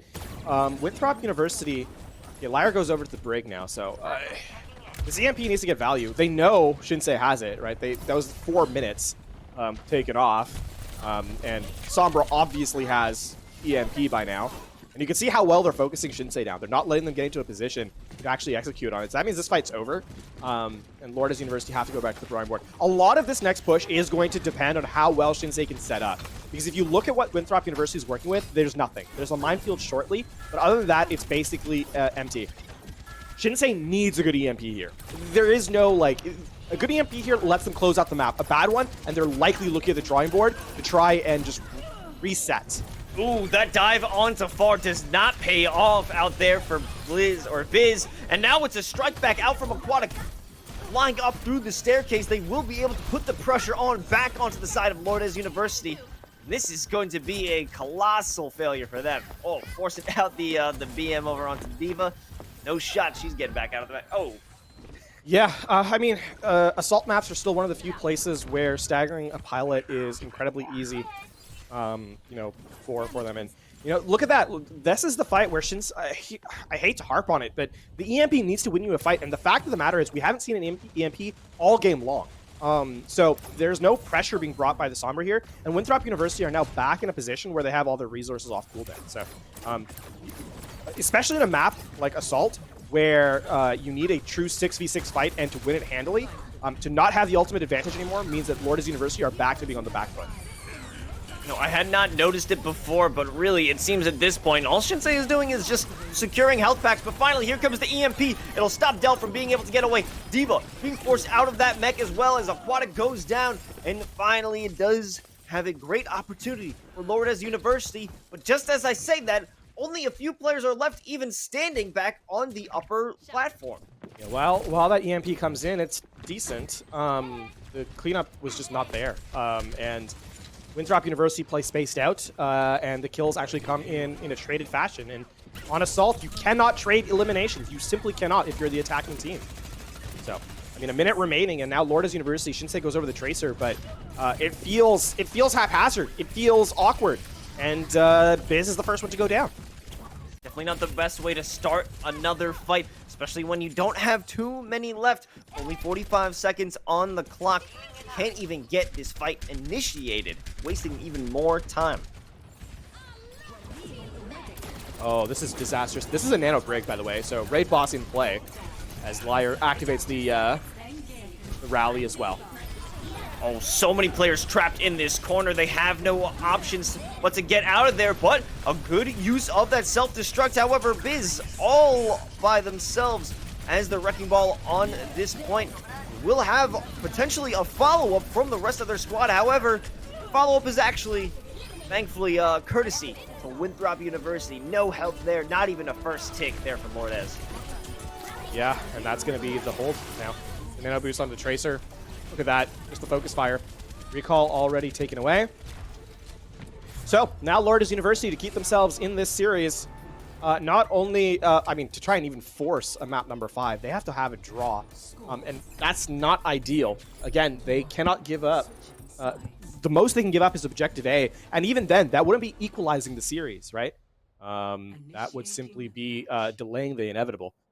They need a full hold here on A to keep this series going. That's really all it comes down to, Los. And you're looking, and not to, not to isolate and kind of follow on one player, but in the playoffs, there are no rooms for mistakes. You cannot be in a position where your critical resource that allows you to be a fight win is just made so ineffective. Partially because of the fact that, you're not setting up as a team for that play. I think in opposite of what Lourdes University was able to complete on Kings Row, I think, with some of their pushes. But also just smart play by Winthrop University to not play in the same position, not give the EMP really much chance to have value. That being said, definitely costs our team in red here. Yeah, we have been critical of Shinsei's performance throughout this series, or at least I have, in terms of a few missed pulse bombs, a few missed opportunities that we've seen on Junkertown, and it doesn't make matters better when the inefficiency out of this Sombra has put them in such a desperate position of a full-on hold here on this first objective. So they really have to turn up their performance if they want to even walk out of this map alive. Gonna be a hybrid dive here from Winthrop. You see the supports, the Baptiste and the break. And in fact, we're gonna go over to the far up. This makes a lot of sense. This is a rush composition that kind of relies on getting in close. If you look at the Cassidy and the Reinhardt, but if you play from far and spam out, especially far, the Pharah is going to get a lot of potential with the high ground cover that's available. Shimo already forcing the recall from Shinsei. Almost a decisive one clip out there from Shimo. The first one to go down will be Dell, however, and in turn, Shinsei falls after a second assault from Shimo. Multiple players on the other side, and finally it will be a dive out from Mango, pushing them away from getting into sight proper. Biz on the back line, taking a lot of damage, but will be supported by the rest of their squad of product being forced out of the mech. Things are slowed down just a little bit. Yeah. Smart by Lourdes University to kind of force this fight. Oh, Far finds Biz alone, and now it's starting to fall apart. Care the edge. In the back line, gonna be knocked off. It's CJ. That is a critical play. They no longer have most of their heals. The Immortality field is all but gone. Now, one player on Majin K will be isolated. No one is there to truly support the rest of this team. However, finally, there is backup. Shimo is just tearing them up. Another pulse bomb coming through from Shinsei that just does nothing. And they are crippled in their defense. The first objective goes to Winthrop. 5 minutes now going to be availed to Winthrop University. As they only have to take 1/3 to end this series, right? That is not a lot And in fact, it means that trying to force a fight down the middle and just getting to the objective is a very viable play here for Winthrop University. Lourdes University, again, similar to Junkertown, have to play perfect in the last stages of this map to keep their series hope alive. Still, already in the back line, having great damage, using the minefield, picks up one, takes out the immortality field. The self-destruct sent into the back line. Majin K jumps onto the site to try and clear anybody out, but nobody is there to give them support. The site has been emptied. Lourdes University could not make their defense solid as Winthrop takes it in map 4. A closeout there from Winthrop University. It felt after that first objective inevitable, and as the resources came in on the attack run, Winthrop University were able to just continue one by one, cycle their ultimates in to win out the series. Majin K with a strong performance, unfortunately not strong enough, and Lourdes University will fall here 3-1 against Winthrop University. I can't say that I'm too surprised by this result. Winthrop has truly shown themselves as a strong force within the maps that we've seen them perform. They had a great defense over on Kings Row, a great defense in that second objective here on Hanamura, not allowing Lourdes to find a great opportunity to come through. Just the denial of even a good position is what showed that Winthrop really had the skills to make a defense and make their case for winning the series. Yeah, and I think the two standout players from Winthrop specifically are Aquatic and Liar.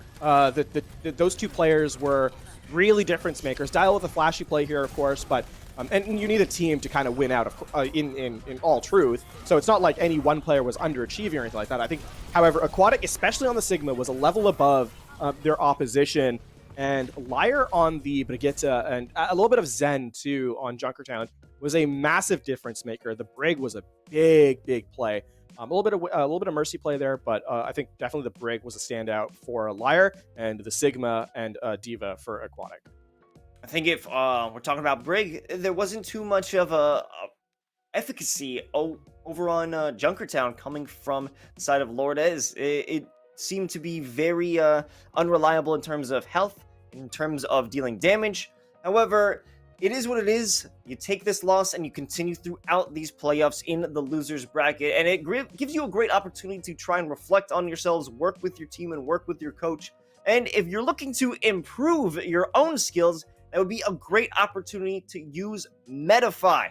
Metafy is an online platform that allows players to learn from and play with some of the best players in the world, granting players a private one-on-one coaching session with some of the elite coaches across a variety of games, including Overwatch.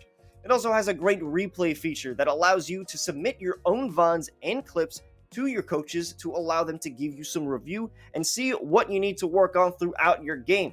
You can choose from the top coaches within your game, including Overwatch, of course, and book your first session within 3 minutes. You can book your sessions and instantly chat with coaches in real time, and also provide support for collegiate programs. So, maybe if you're Lourdes University, you could use Metafy and organize to help you learn from a one-on-one perspective, or even put a whole squad under a coaching analysis. So definitely check out Metafy for your gaming needs today. Lafon, how are we feeling about the future of Winthrop University going through this playoffs bracket?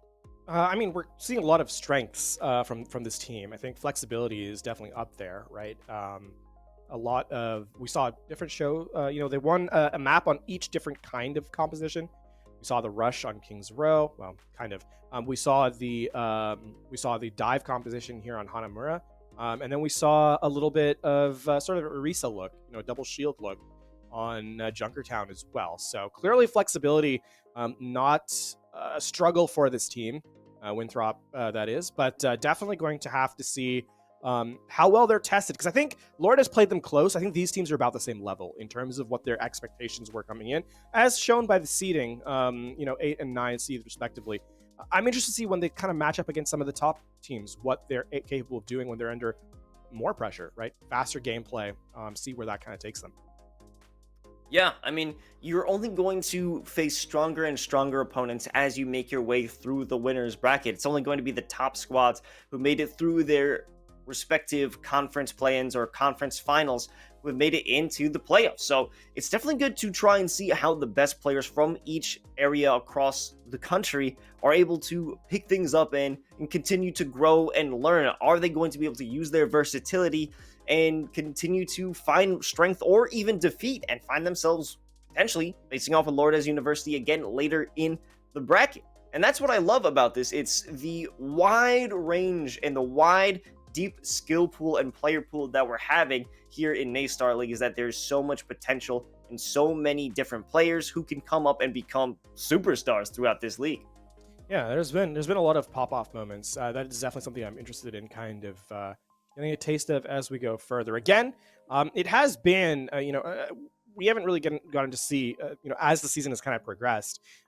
We've seen a lot of, obviously, in-conference play. Now we're going to see how some of those top teams play up against each other, which is going to highlight, I think, both the strengths and the weaknesses of teams, respectively. So definitely exciting times here at the NACE Star League for our Overwatch action, as we kind of get set to see some of the higher level bracket games.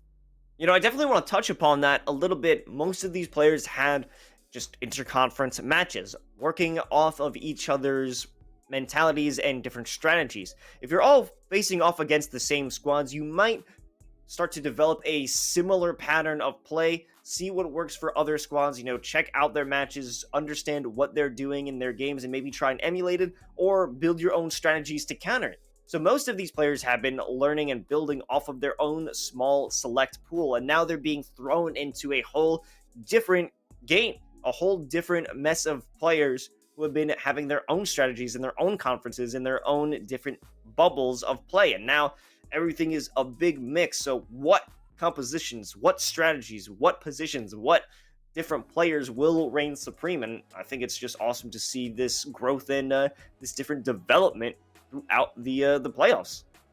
Yeah, definitely a lot of interesting things coming to the fore here in the next couple of days, Los. Not a lot of time left either, right? So it is definitely crunch time for these squads.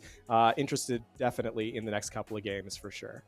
Okay, well, we're definitely excited to check out more action throughout this NACE Star League playoffs. But before we head out, we want to give a special thank you to all the players and all the fans who have come out here. So, in celebration of our dedicated viewers over this fall season, NACE is giving away in-game currency during the NACE Star League, Overwatch, Rocket League, and Call of Duty playoffs. That means one of you from this match's chat will be randomly chosen to win a $25 or $50 game or gift card for an in-game currency at the end of the match. To increase your odds and win even bigger prizes, follow NACE Sports or at NACE SPORTS on Twitter and post a clip from the match with hashtag NACERL, hashtag NACEOW, or hashtag NACECOD. Winning matches are chosen at random, so make sure to watch as many matches as you can before the weekend is over. For more information, visit nacesports.org/NACE-2021-fall giveaway. Giveaway the following this one. Thank you all for coming through on Thursdays. Friday, there will be giveaways. Saturday, and Overwatch 1, there will be a giveaway. League Match 3, there will be a... So check out all of these different matches out the week.